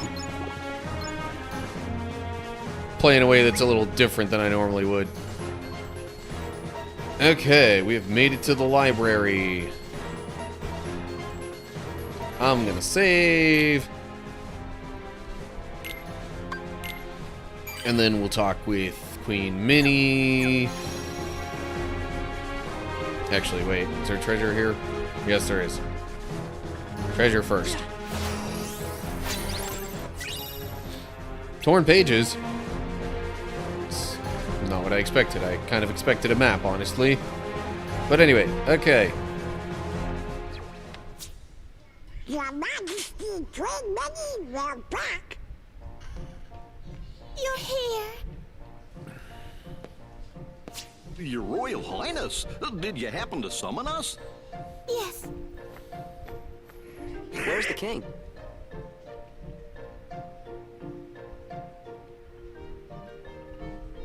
Excuse him, this is our friend Sora. Sora! The king told me all about you in his letters. He said you're a very brave young man. So, do you know where he is?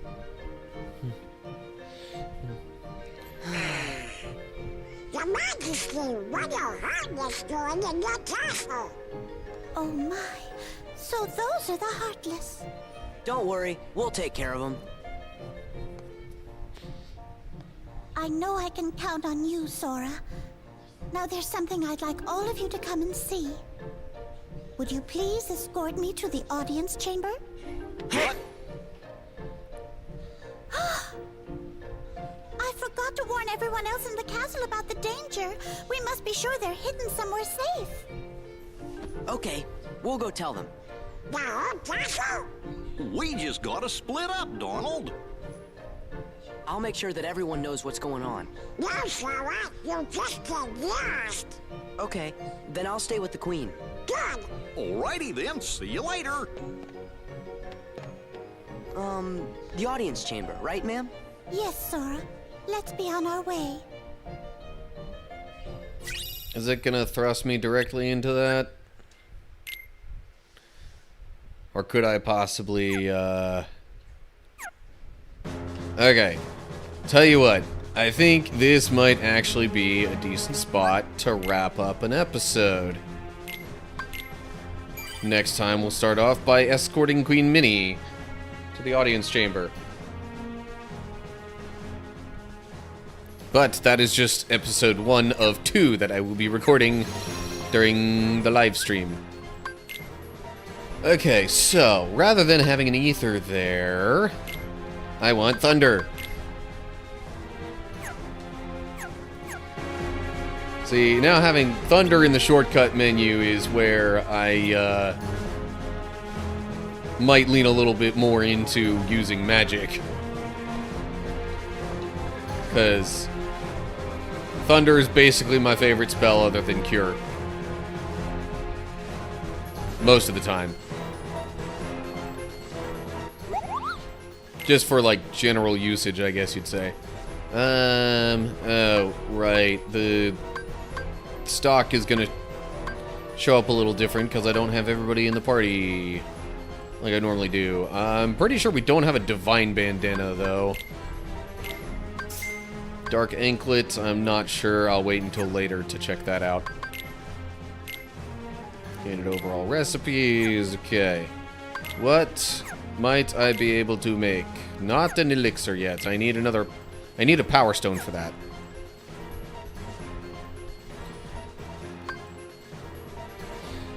Yeah, true. I guess just like across games, I mean that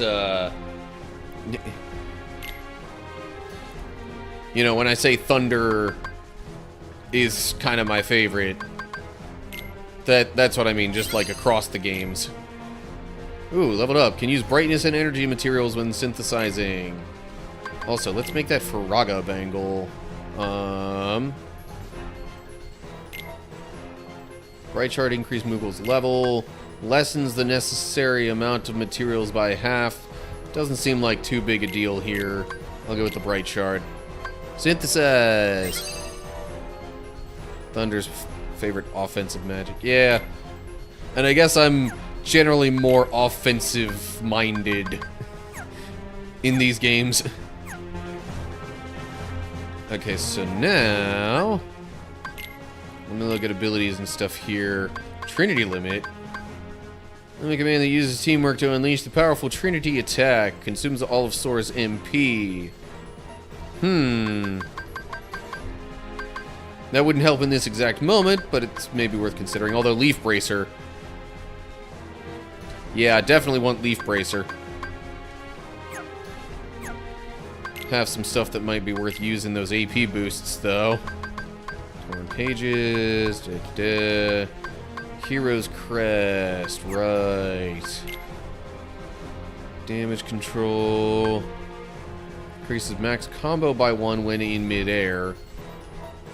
I don't care as much about increasing the combo midair as I do about increasing the damage, because finishing move damage I think would be even more helpful. Still kind of keeping the Kingdom Key as the main one though, I think. Because not every combo is going to be in the air. Never used Trinity because I don't know how to use it, lol, but hey, maybe you can teach me something. You know what? Maybe I'll give it a shot, but I have other stuff to check out here real quick. Rather than the Blizzard Amulet, I might put on the Faraga Bangle here. Maybe the Midnight Anklet, yeah. That'll increase some dark defense and overall defense.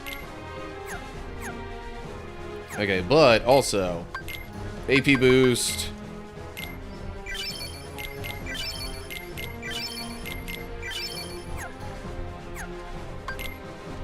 And now I shall see.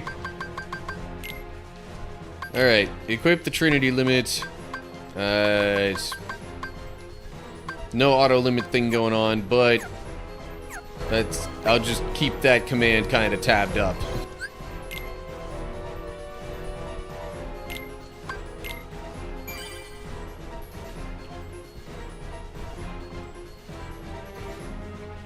Jake, I hope that wasn't you who just tried to send a message that got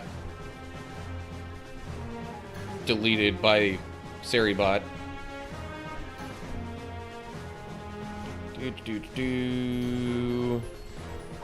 Checking messages just to see if anything's really important.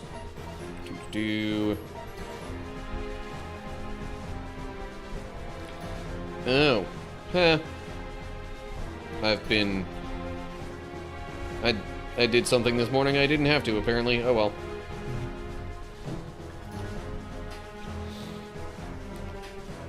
Okay, it wasn't you.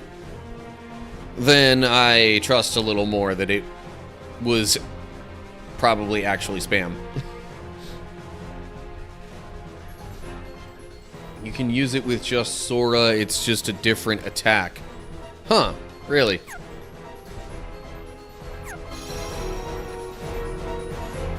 Okay, and I guess it's about time to get back to recording then. After I run the Twitch ad break. Maybe I'll check on puzzle pieces in the meantime. Alright, Twitch ads incoming. Wow, I've already gotten all the treasures for Disney Castle? Jeez. Collection. Puzzle pieces, yeah. Still don't have the last piece of that one. Heart, hello. Okay. What is all this about?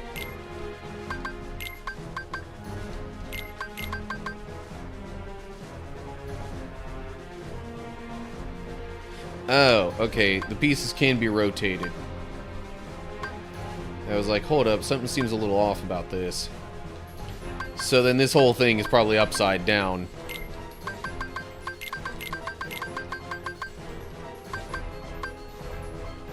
Although, maybe that's actually like that sort of deal. That would make even more sense to me.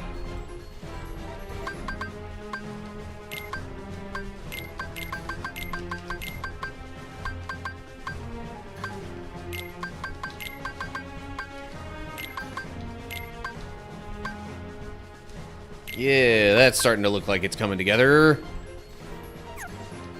Yeah, not a very big place. Okay, this one looks reminiscent of the Kingdom Hearts 1 cover.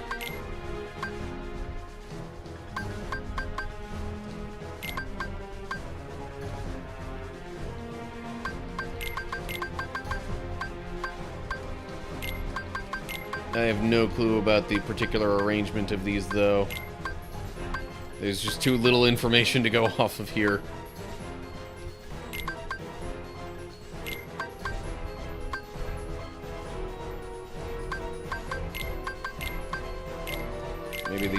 here? Not totally sure on that. Maybe once I have all the pieces, I'll be able to get a better idea.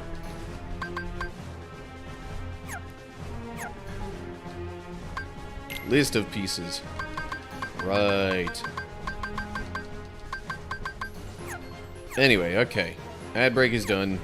Enough messing around with that. Time to resume recording.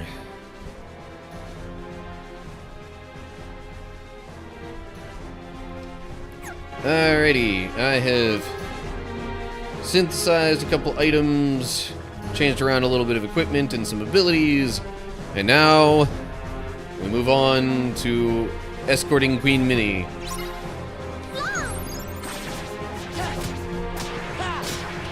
This way. Let's go. This way. This way. Let's go. Yeah. This way. Getting to do that the whole time This way. Let's go. makes this kind of easy. This way. Let's go. Jake says Minnie is OP. Yeah, kinda. Let's go. This way. This way. Oh geez, one of these guys. Ow. This way. Let's go. Yeah. Makes a lot of this easier, for sure. This way. Let's go. Nice, got rid of that dude. Let's go. Why does she need an escort if she could do that? Yeah, really. Unless she's Just reliant upon somebody else being there to do that particular magic ability thing? I don't know. As soon as the trouble started, I made sure to seal this room.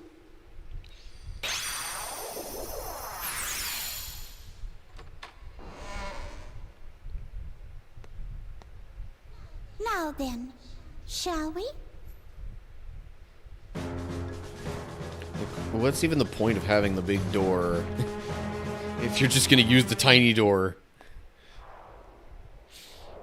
Guess just to look big and important and all that. Not here too.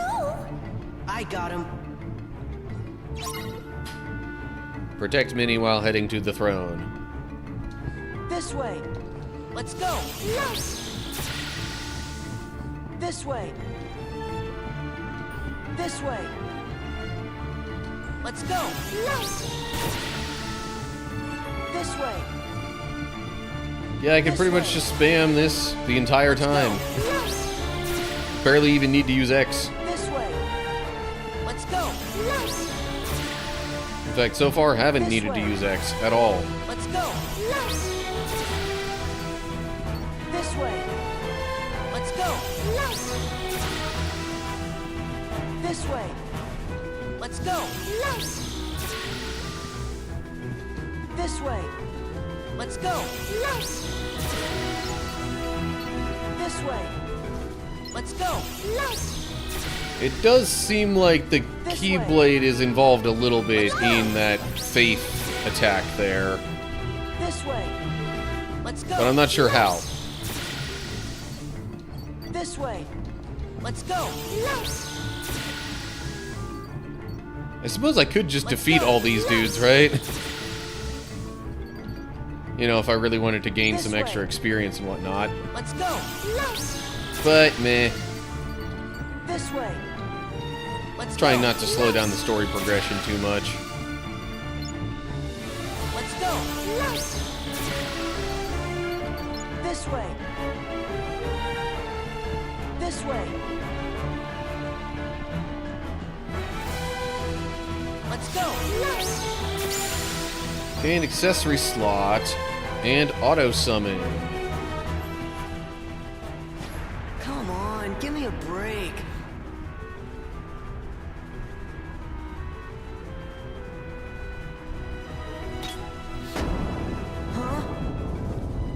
Hidden buttons, always on the arm of the throne.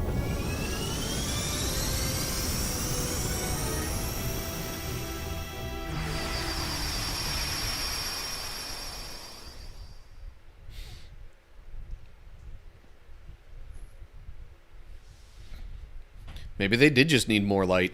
Whoa. The room below is called the Hall of the Cornerstone.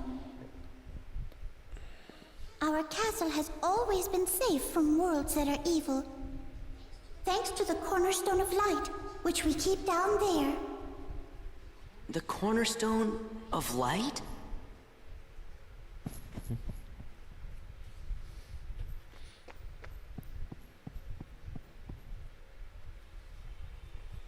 But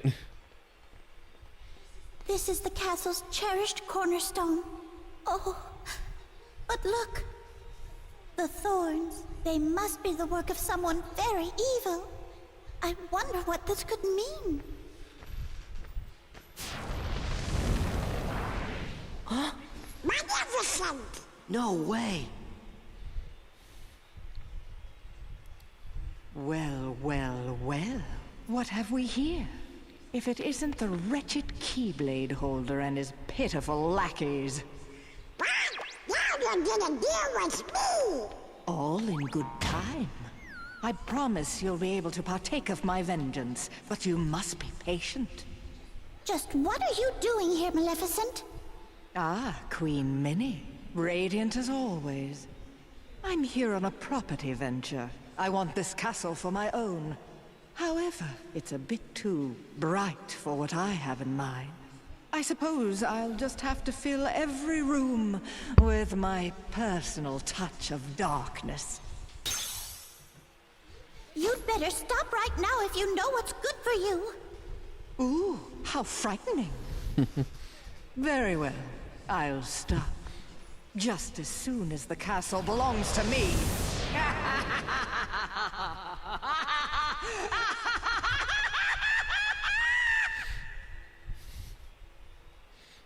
What a hag. Nothing like this has ever happened before. I looked through all the records in the library, but I couldn't find a single clue.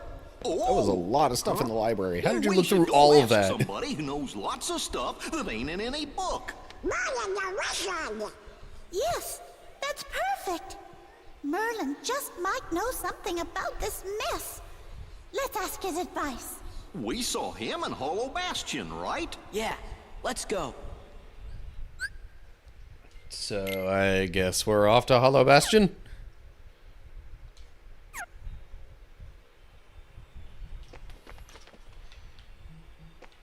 No, I think it said I got all the treasures too, so I shouldn't need to look around for that. And they don't really give you any other way of leaving, so you just gotta go to the world map from here. A new episode was added.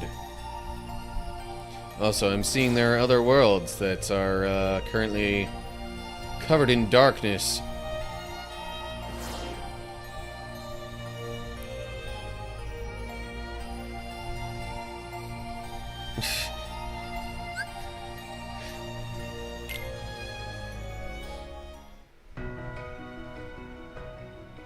Anybody home?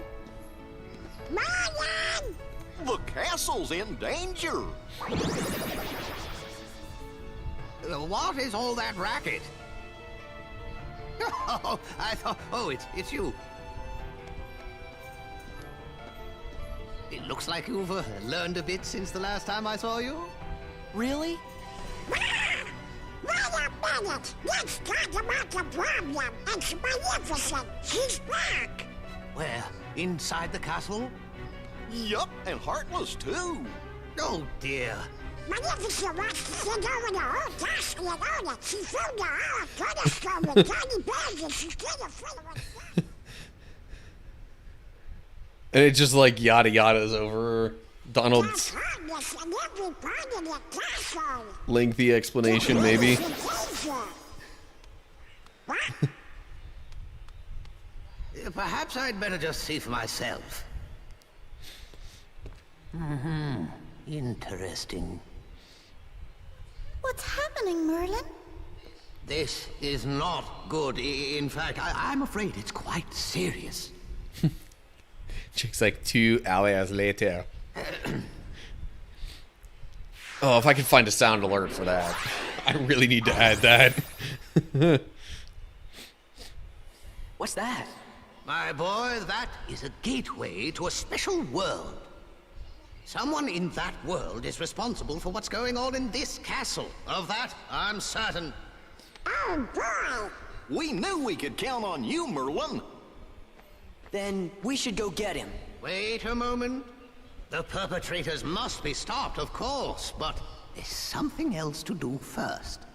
Somewhere in that world, there should be another door that's identical to this one. I believe our enemies are utilizing that door. As long as it remains open, the castle will be in grave danger. Listen carefully, Sora. You must find that door, and when you do, lock it with your keyblade. Got it. You'll get down on us. And now, one more thing. You're heading into a very special world. While you're there, the nature of that world may tempt you to do something dark. You must resist that temptation at all costs. What do you mean? You'll know soon enough. I have faith in you, my lads.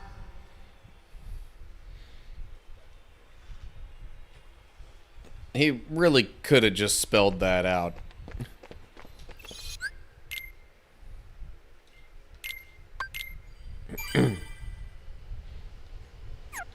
Okay, and we're right back here.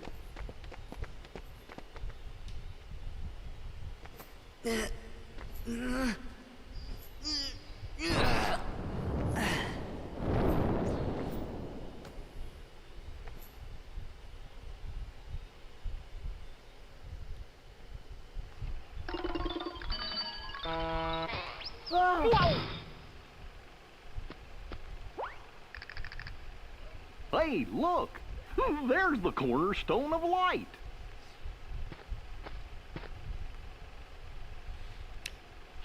What's going on? Everything's black and white. And the sound changed too. Deja vu? Yeah, that's it. Really? Have you been here before? Hey, you! Seen any bad guys around here? Why, you oughta... Nah, I don't have time to waste on punks like you, so I guess I'll go easy on ya. Well, there's our villain.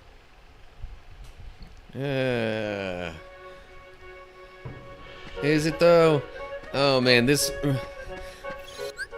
really makes me wonder, or kind of makes me wish I could easily get like a just monochrome effect on my webcam here. There's probably a way to do that, just not super quickly on the fly like this.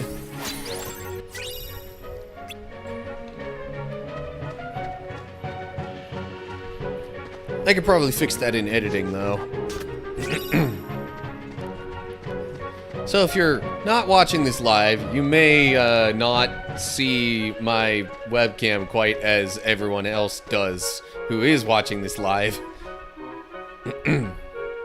Now which way am I supposed to go? I think Pete went that way.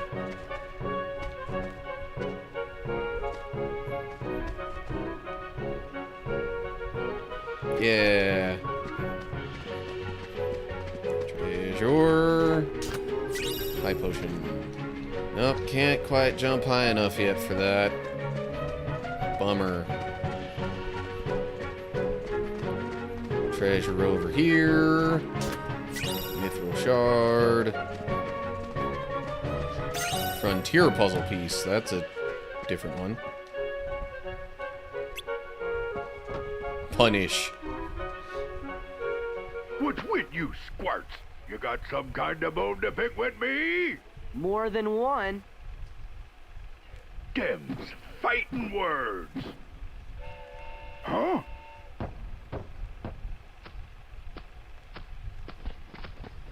Not so fast. What's that for? What's that for? I thought for sure he was going to attack right then.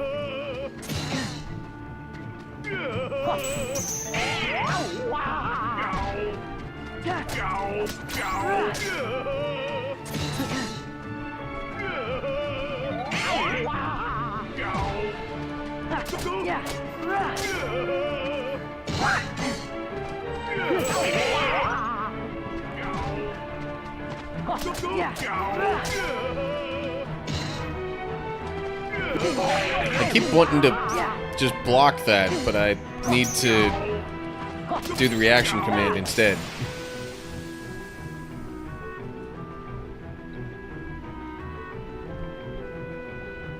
What you mugs beef with me anyway? Who are you? You new around here? Cut the act. Whoa!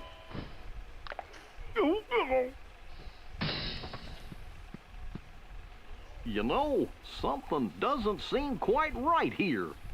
Are you sure you're Pete?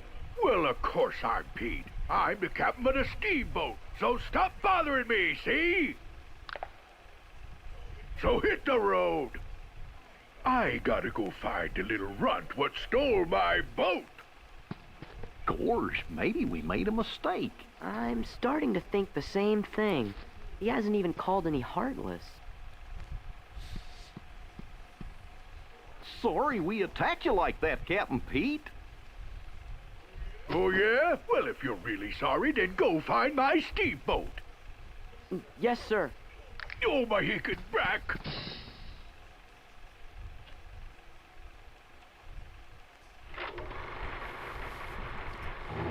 And that's just the introduction to the Timeless River world.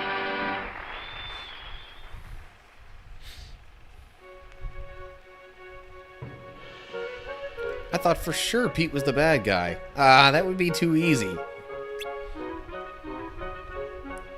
Come on, fellas. Let's try to find that steamboat. I guess we did say we would. Hey, we've got a door to find. Oh, yeah. I don't see any doors. Huh? What's this?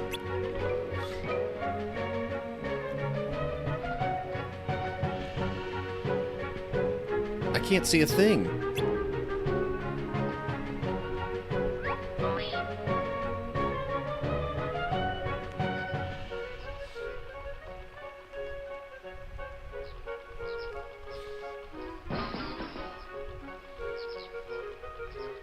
Various Heartless going into different scenes there. Apparently right before we found our way into this world. There's the cornerstone of light.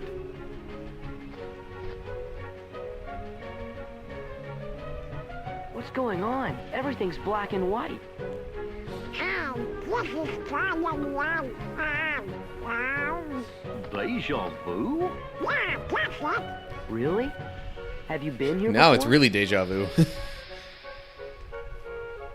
Jake says Chicken Little's your best friend in those windows.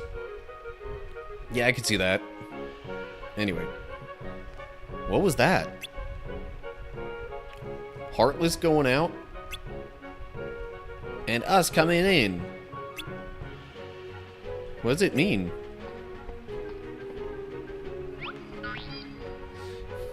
Tries to see more and it fails.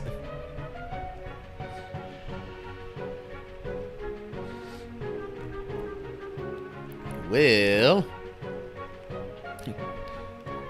let's get rid of those Heartless. Then what'll we do? We'll worry about that later.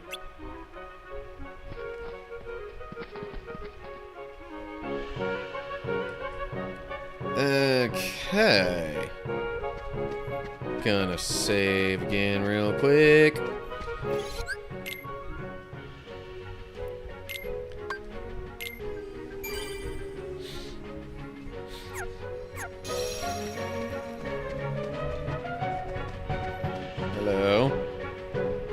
There's a room through that window, but that isn't all. Furniture's being sucked away. At this rate, it'll soon be an empty room. Right, that one. I don't know if Chicken Little would help a ton with that situation.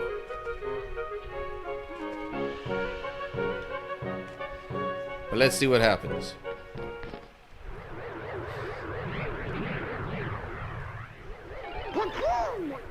Gee, he seems kind of different somehow.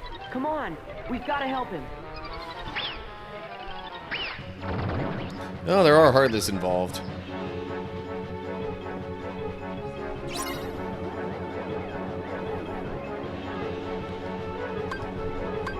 Oh yeah, summon. There we go.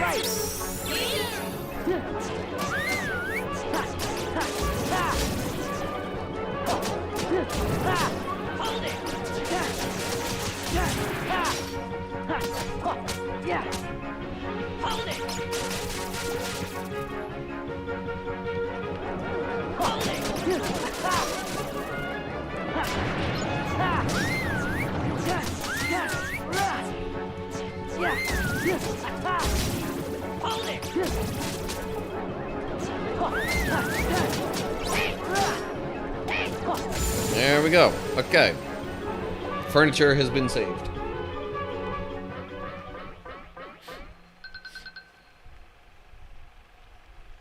Huh?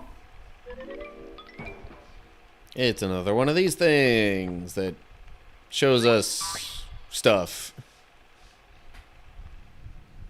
You absolute idiot. You've managed to fail at everything. And what's more, you foolishly thought you could take my place while I was away. Well, as of now, you're finished.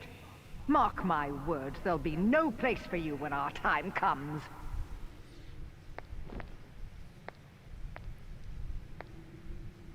Useless imbecile.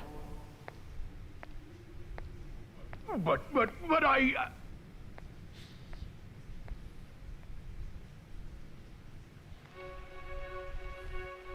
What? Somebody sure was angry. I don't understand. Let's just try to clear out the Heartless first. This place is okay, but we've got 3 more spots to check.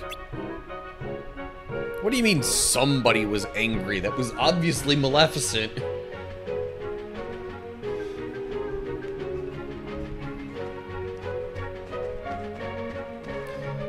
Alrighty. Now there's a building on fire. I'm not gonna keep doing the webcam back and forth. Come on, he needs our for help. all these little bits.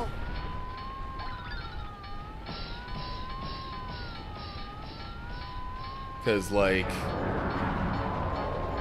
they mostly play out pretty much the same. What? We've never seen that woman once. I mean, maybe as far as this timeline's concerned.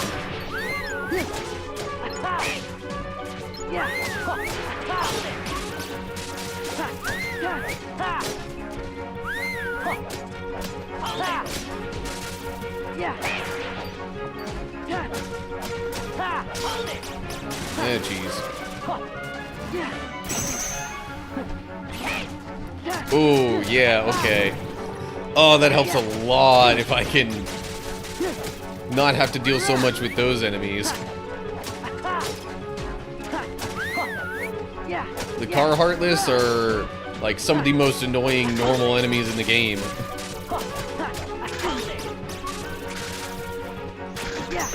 My main focus is on the fire, though.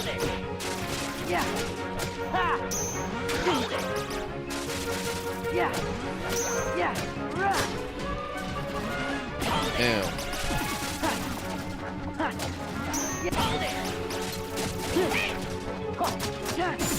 Nice. Oh yeah, that was so much easier than it could have been. What with Chicken Little knocking those guys into the air. I'm sure we're gonna get get more information from one of these things. So in this case, I'll ditch the webcam. Oh, for crying out loud. You didn't have to go and say that. Okay, I might have messed up every now and then, but I'm a lot more things than useless. Why, when I was starting out... Oh, I miss those good old days. What I wouldn't give to go back in time. What I wouldn't give.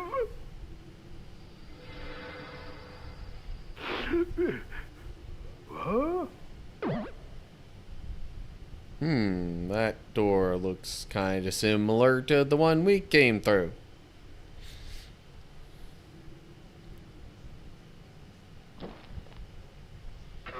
Hey, I think that's my... A door? It looks familiar. Yup, it's the door Merlin magicked up. So it should come straight here, right? Sure, I think. Let's check it out. And thus we have one of the largest plot holes in the entire Kingdom Hearts series. Because, like, it's never explained just why that door appeared and why it, like, why Pete would suddenly get the ability to go back to something like this. And yes, I realize I'm pseudo-spoiling things, saying that, but, like, you can clearly see those were Pete's hands. So, like, I don't know if it's that much of a spoiler. The town shrunk. Or do you think maybe we got bigger? Hey, look at the toy cannons.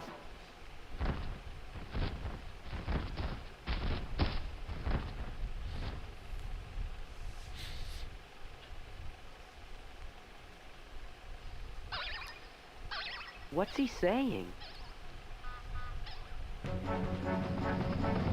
Dun dun dun.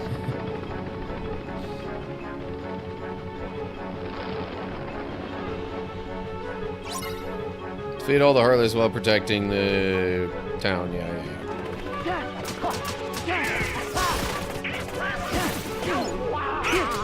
Ooh, you know what?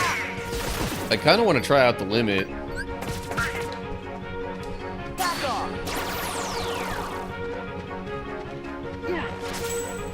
Oh, okay, that was the, like, finishing move of it. I feel a little dumb for doing that.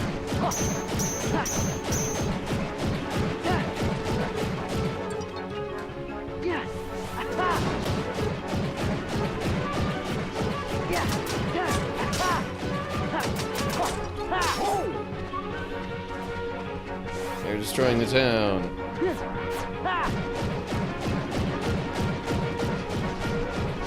Yeah, that doesn't actually damage them, though.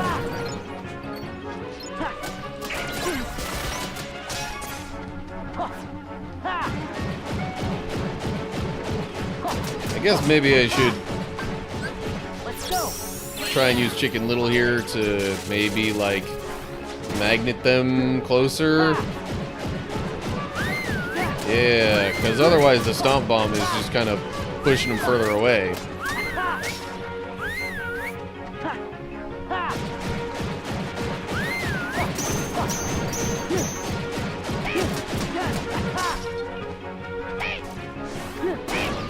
So Chicken Little basically acts like Magnet before Magnet's a thing. At least that's part of what he does.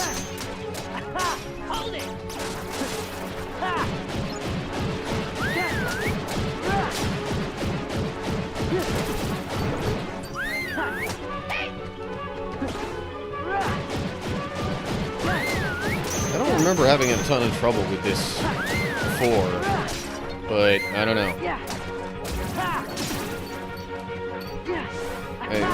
When I say before, I mean, you know, when I played the original version of the game before.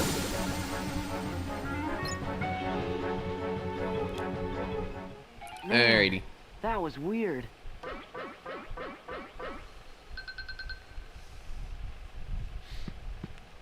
Look Look, Sora, over there. And we get another scene. More learning what happened. Fascinating. This appears to be a portal to the past. Yeah, it was the strangest thing. Stop gawking. And start thinking of a way we can use it to our advantage. Okay? Now, perhaps I could give you one more chance to redeem yourself. Oh, thank you, thank you. You can count on me. So what do? Patience, my dear. What have we here? Well, if it isn't the cornerstone of light.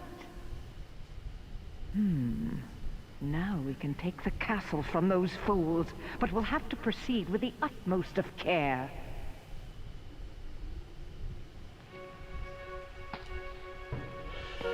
Maleficent! She must have known all along. Let's see, if that door's connected to the past... No, it comes here!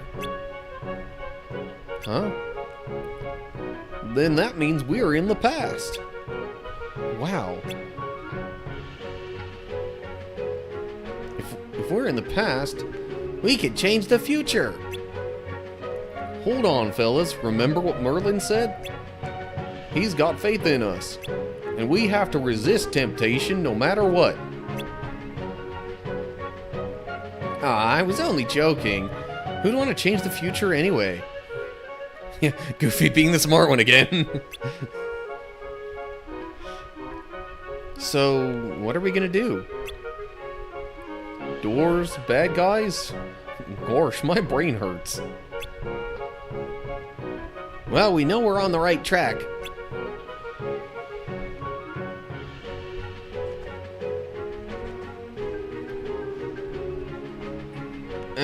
Okay, we got one last one of these to do.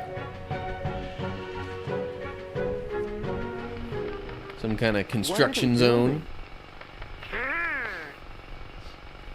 Look out!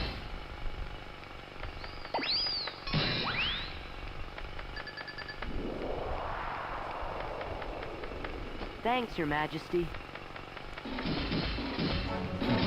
But wait, there's more. Now, let's get those Heartless. I really kind of want to see if I can figure out this limit, though.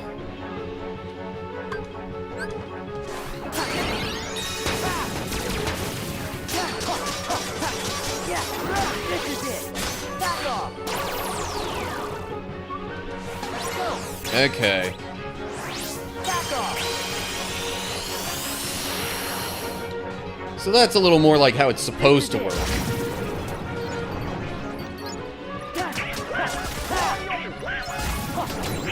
So you pretty much just use each of the, or at least ideally, you use each of the 3 types of attacks that it shows. Back off.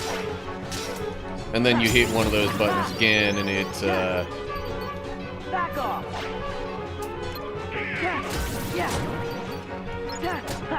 and then it gives you the finishing move.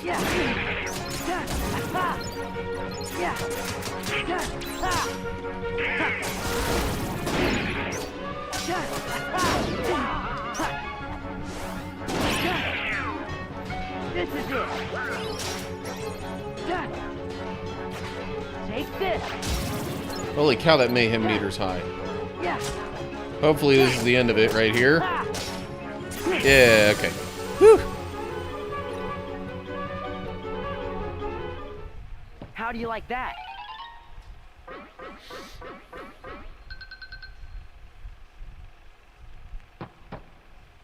Hey, look! So I'm pretty sure the scenes you see play out in the same order, no matter which order you do the different rooms Listen here. well. On the other side of this portal, they're about to begin construction on that wretched castle. But until then, their treasured cornerstone of light lies unguarded. A lot of times when I with played all this of its before, I power started with the still construction zone contained. thing and went the other direction. Cornerstone of light? Yes, that cursed sphere is the very thing that prevents us from entering the castle. Oh. You know what must be done? Go then. Time to prove your worth. And don't dare to fail me again.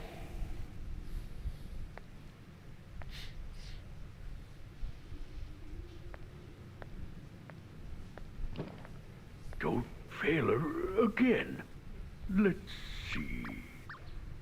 That's it. I just gotta smash that cornerstone to smithereens. But first, I gotta go get my old boat back. It was Pete after all. Yeah, he tricked us. Still, something doesn't seem right. The Pete we met here had kind of an attitude, but he didn't seem like a bad guy.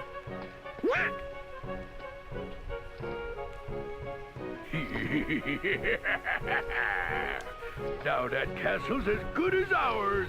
That's the Pete we know. Oh no! The cornerstone's gone. They're gonna fill the castle with darkness. We gotta hurry. Hey, hold it right there. No way, small fry. I finally found the pipsqueak what stole my steamboat. Yeah, it was you. Right, me. No, it wasn't me. I'm just somebody who looks like me. Oh, which is it?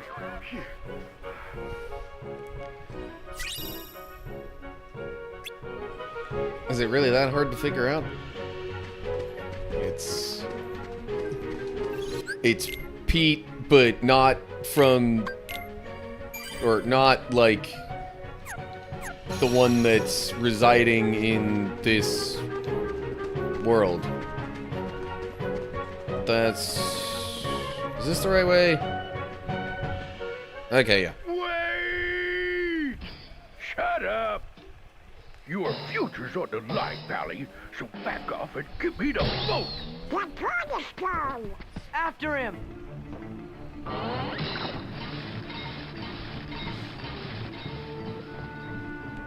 You bugs couldn't follow me if you wanted to. Alrighty. Later, losers. Break the cage before Pete escapes. Later, losers.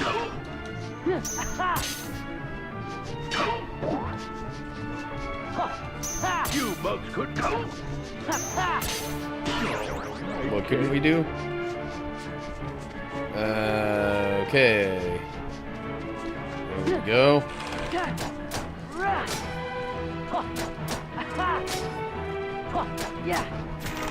Hanging on.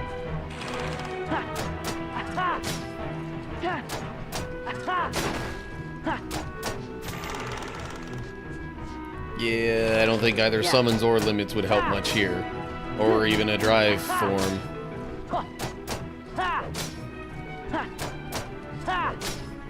It's hanging on.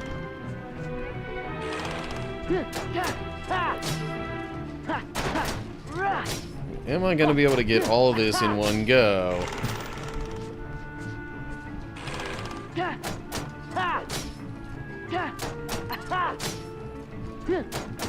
Answer is yes. Okay.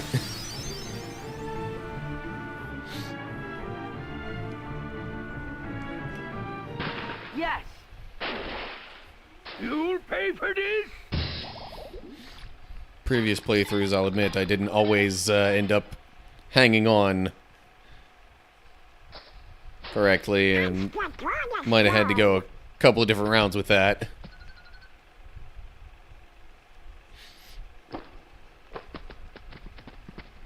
Donald, we'll come back for it later. Pete's heading for the doorway. Okay, but first, treasure.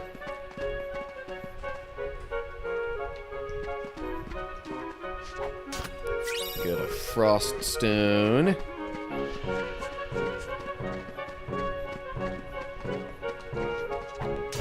Mithril stone. Heart puzzle piece. And an AP boost. All right.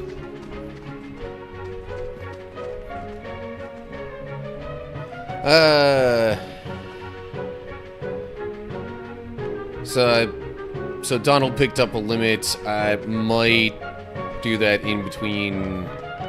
I might equip that in between recordings. Huh, you're still wet behind the ears. Then try us.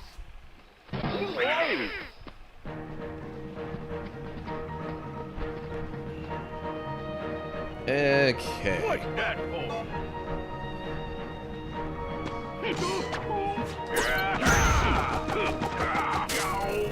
What's that for? Show you what's that.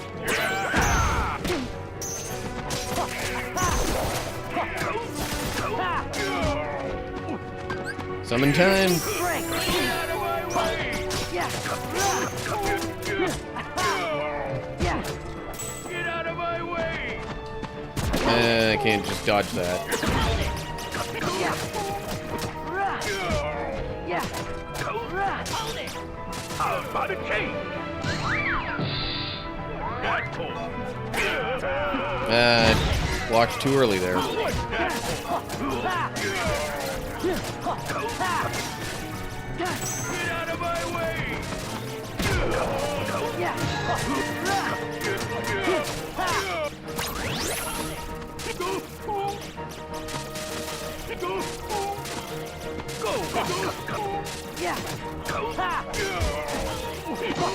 I'm not sure what was about to happen with the whole pointing thing he just did.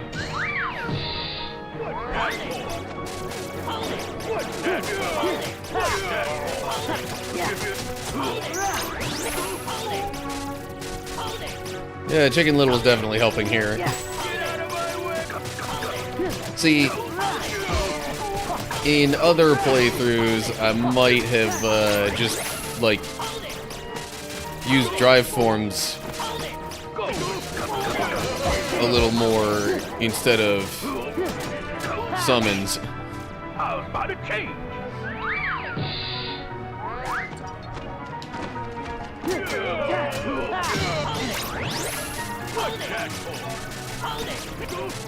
But I'm trying to give this a little bit of a different feel to other times that I've played through it.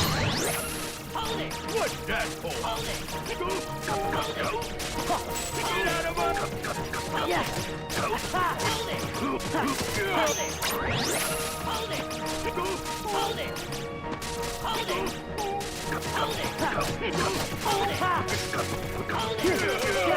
All those little firecrackers Chicken Little is using, quite handy.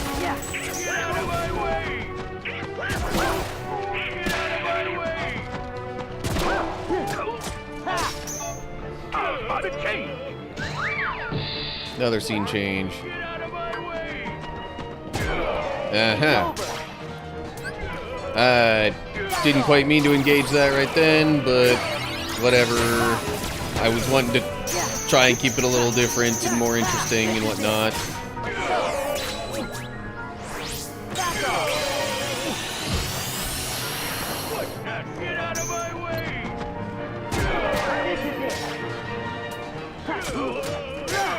How was that not enough right there? This is it. It's over.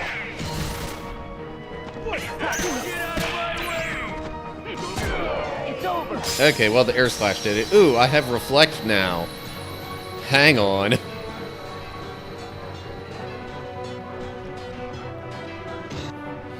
Might just replace fire with that, because reflect is definitely more useful for being surrounded.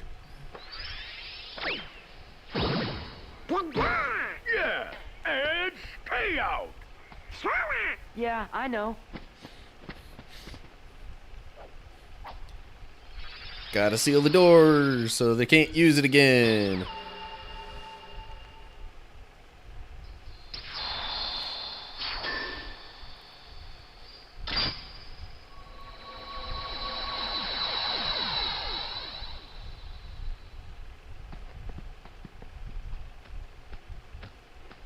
somebody tell me what's been going on here? Who was that creep anyways? Hello? That creep was you from the future. Sora, that's a secret. Secret? What kind of secret? Oh, never mind. Sorry I put you guys through all that trouble.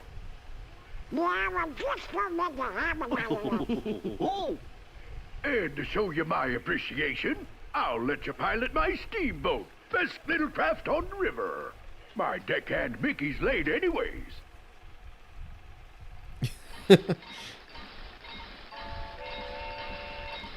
Yeah, Sora got real close to messing up timelines and stuff there.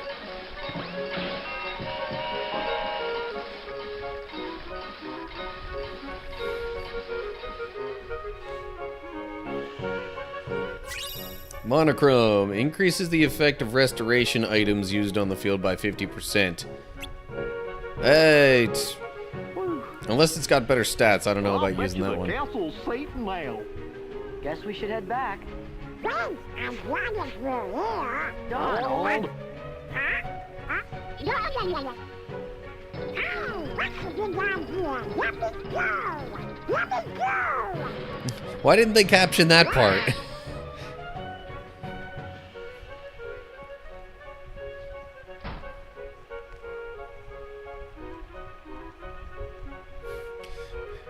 Who knows, it might be for the better. Maybe Pete would not be a jerk anymore. Hey.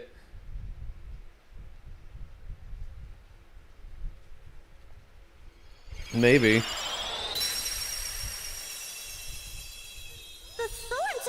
Wasn't that also kind of the point of what Donald said? The lads have accomplished their mission. Hey! Let's have an acorn feast to celebrate!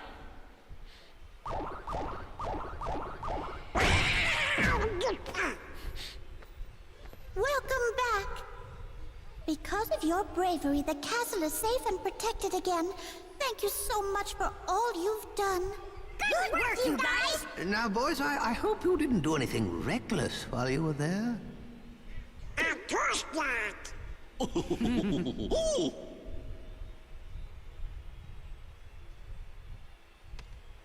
Daisy!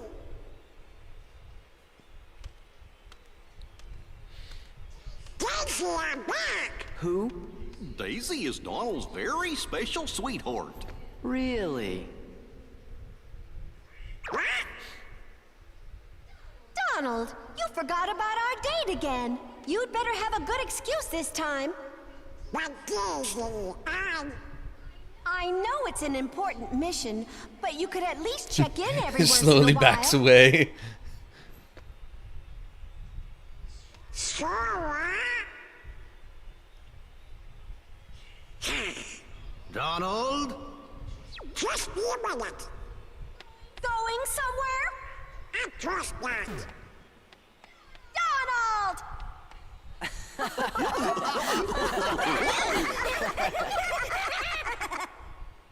Oh, look!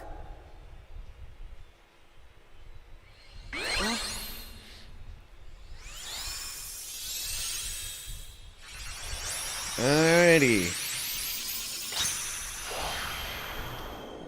Time to go, I guess. I mean, it seems like we're pretty much done with things here anyway.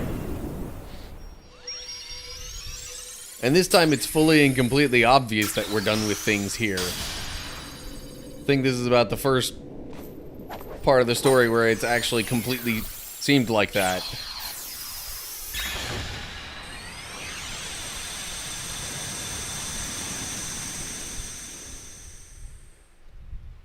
Daisy, we need Donald for just a little longer.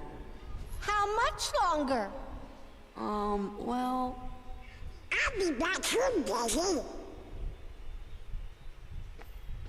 Don't you worry, Queen Minnie. We'll return. Please tell the king that we're still looking for him. I will. See you soon! Think wisely.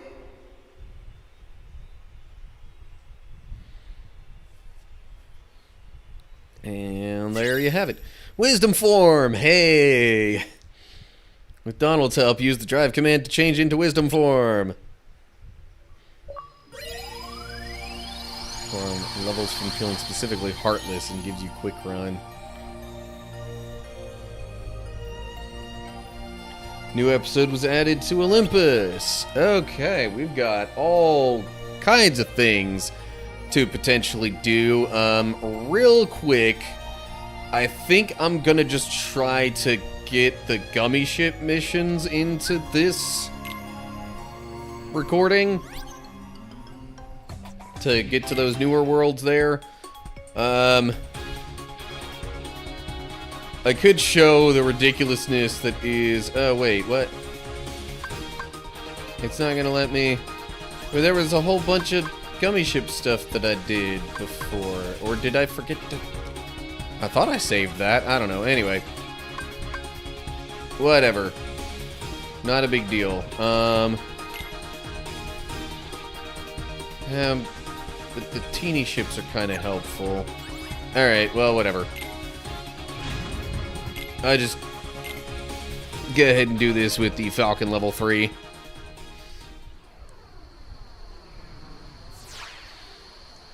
Teeny ships, yeah. This sure is exciting. Now my current webcam placement might not be the best for this specific kind of stuff.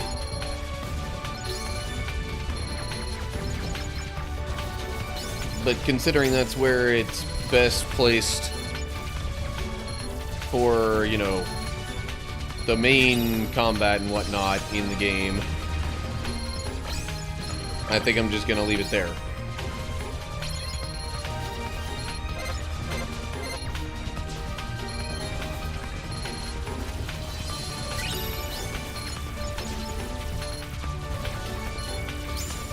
Alright, looking pretty good so far.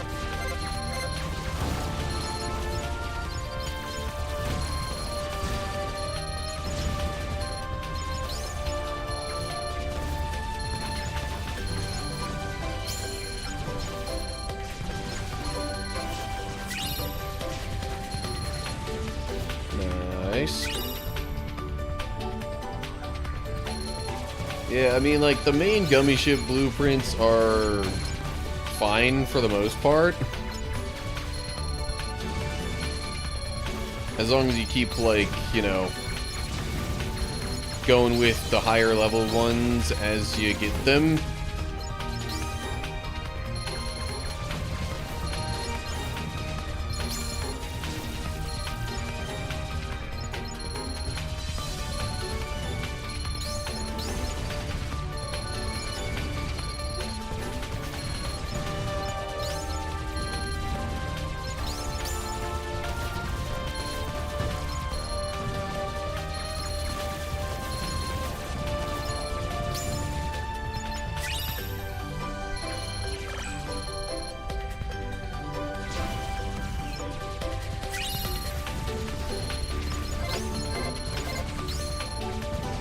But, you know, if you really wanted to get, like, all of the gummy ship stuff,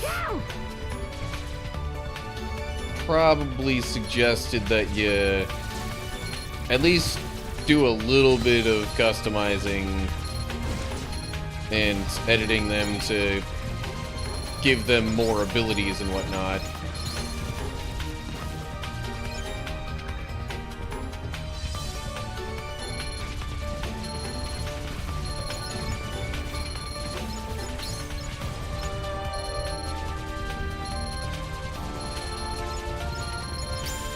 Yeah, so I'm pretty much just gonna do these gummy ship missions to unlock access to the other worlds that are available.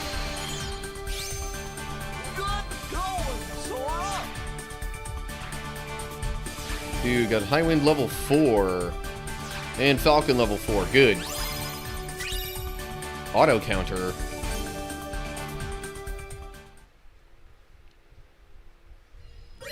Okay. So that unlocks Atlantica. And then this one here will unlock the Caribbean world. Okay. Question though, do you usually pronounce it Caribbean or Caribbean? No matter. It's the pirate's world. Changing formation. Use left and right trigger to change the formation of the teeny ships. Huh. Okay. Bring it on. I don't know if I've done too much with that, generally speaking.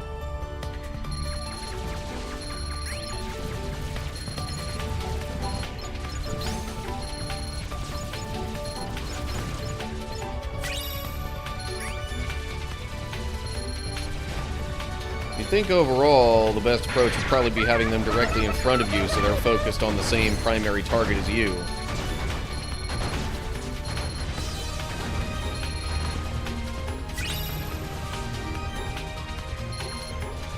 I mean, unless you're really just gonna rely on the teeny ships to go after, like, the other enemy ships.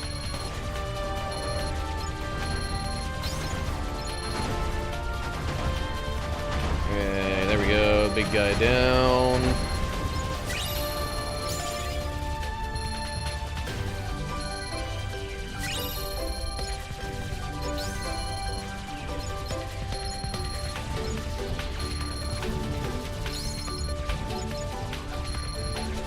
Seemed like it was giving me a warning thing for there being other enemies and whatnot.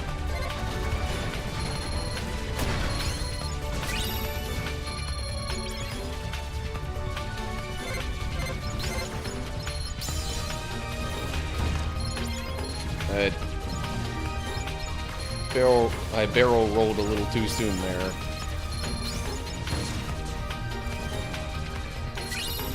That was better. Yeah, okay. Nice.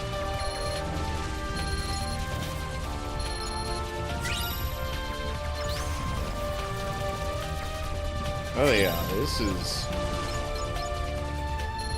I feel almost like I don't even need to use the laser stuff that much. Unless I'm trying to hit more of a spread of the enemies.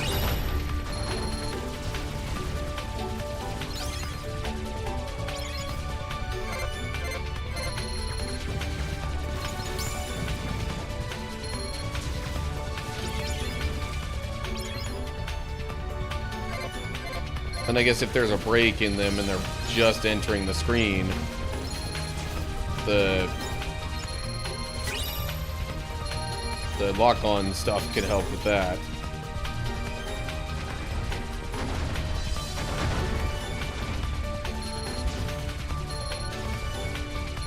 How did I not end up destroying that one big thing there? I was focused on that pretty much the whole time I was passing by it.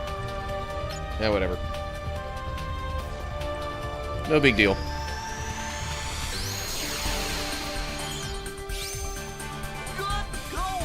Getting Star Fox vibes. I mean, it's, you know, in space, kinda, so I could see that. Anyway, hi, Anasimos.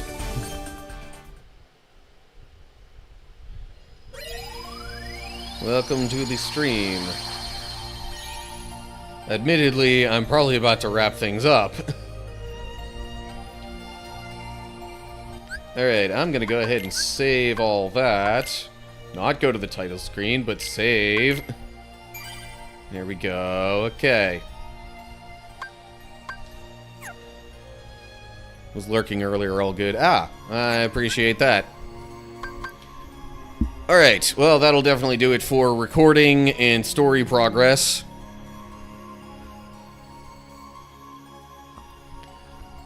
So, yeah, I will probably... I'll probably do a little more messing around with Gummy Ship stuff in Saturday's stream. That's right, ads are in progress on Twitch right now. A bunch of y'all probably aren't even hearing what I'm saying. So I'll wait.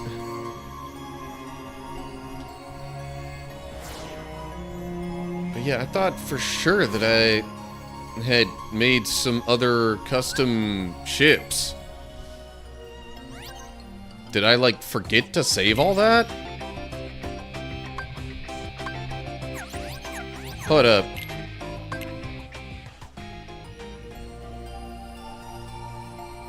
it's not even showing the level 3 mission there, so I might... Yeah, I think I legit just forgot to save. Or maybe I loaded up the wrong save file. Huh. Well, a bunch of that stuff should be easier now. Gonna run. Alright, see you, Jake. Yeah, I'm not planning on doing too much more today, honestly. I've got things to do pretty soon off stream. Yeah, so I guess Saturday is going to be a bunch of gummy ship stuff and maybe going back around to some of the other worlds and seeing what I might have missed and or like forgot to load the right save file for. Because now I'm genuinely thinking I might have loaded the wrong save file and not like saved some of the side questing progress and stuff that I did. Oh well. Just leaves that much more that I could do of this in Saturday's stream, and then whatever time I have left after gummy ship stuff and going and collecting other treasures, that'll that remaining time will be Power Wash Simulator, as per the usual.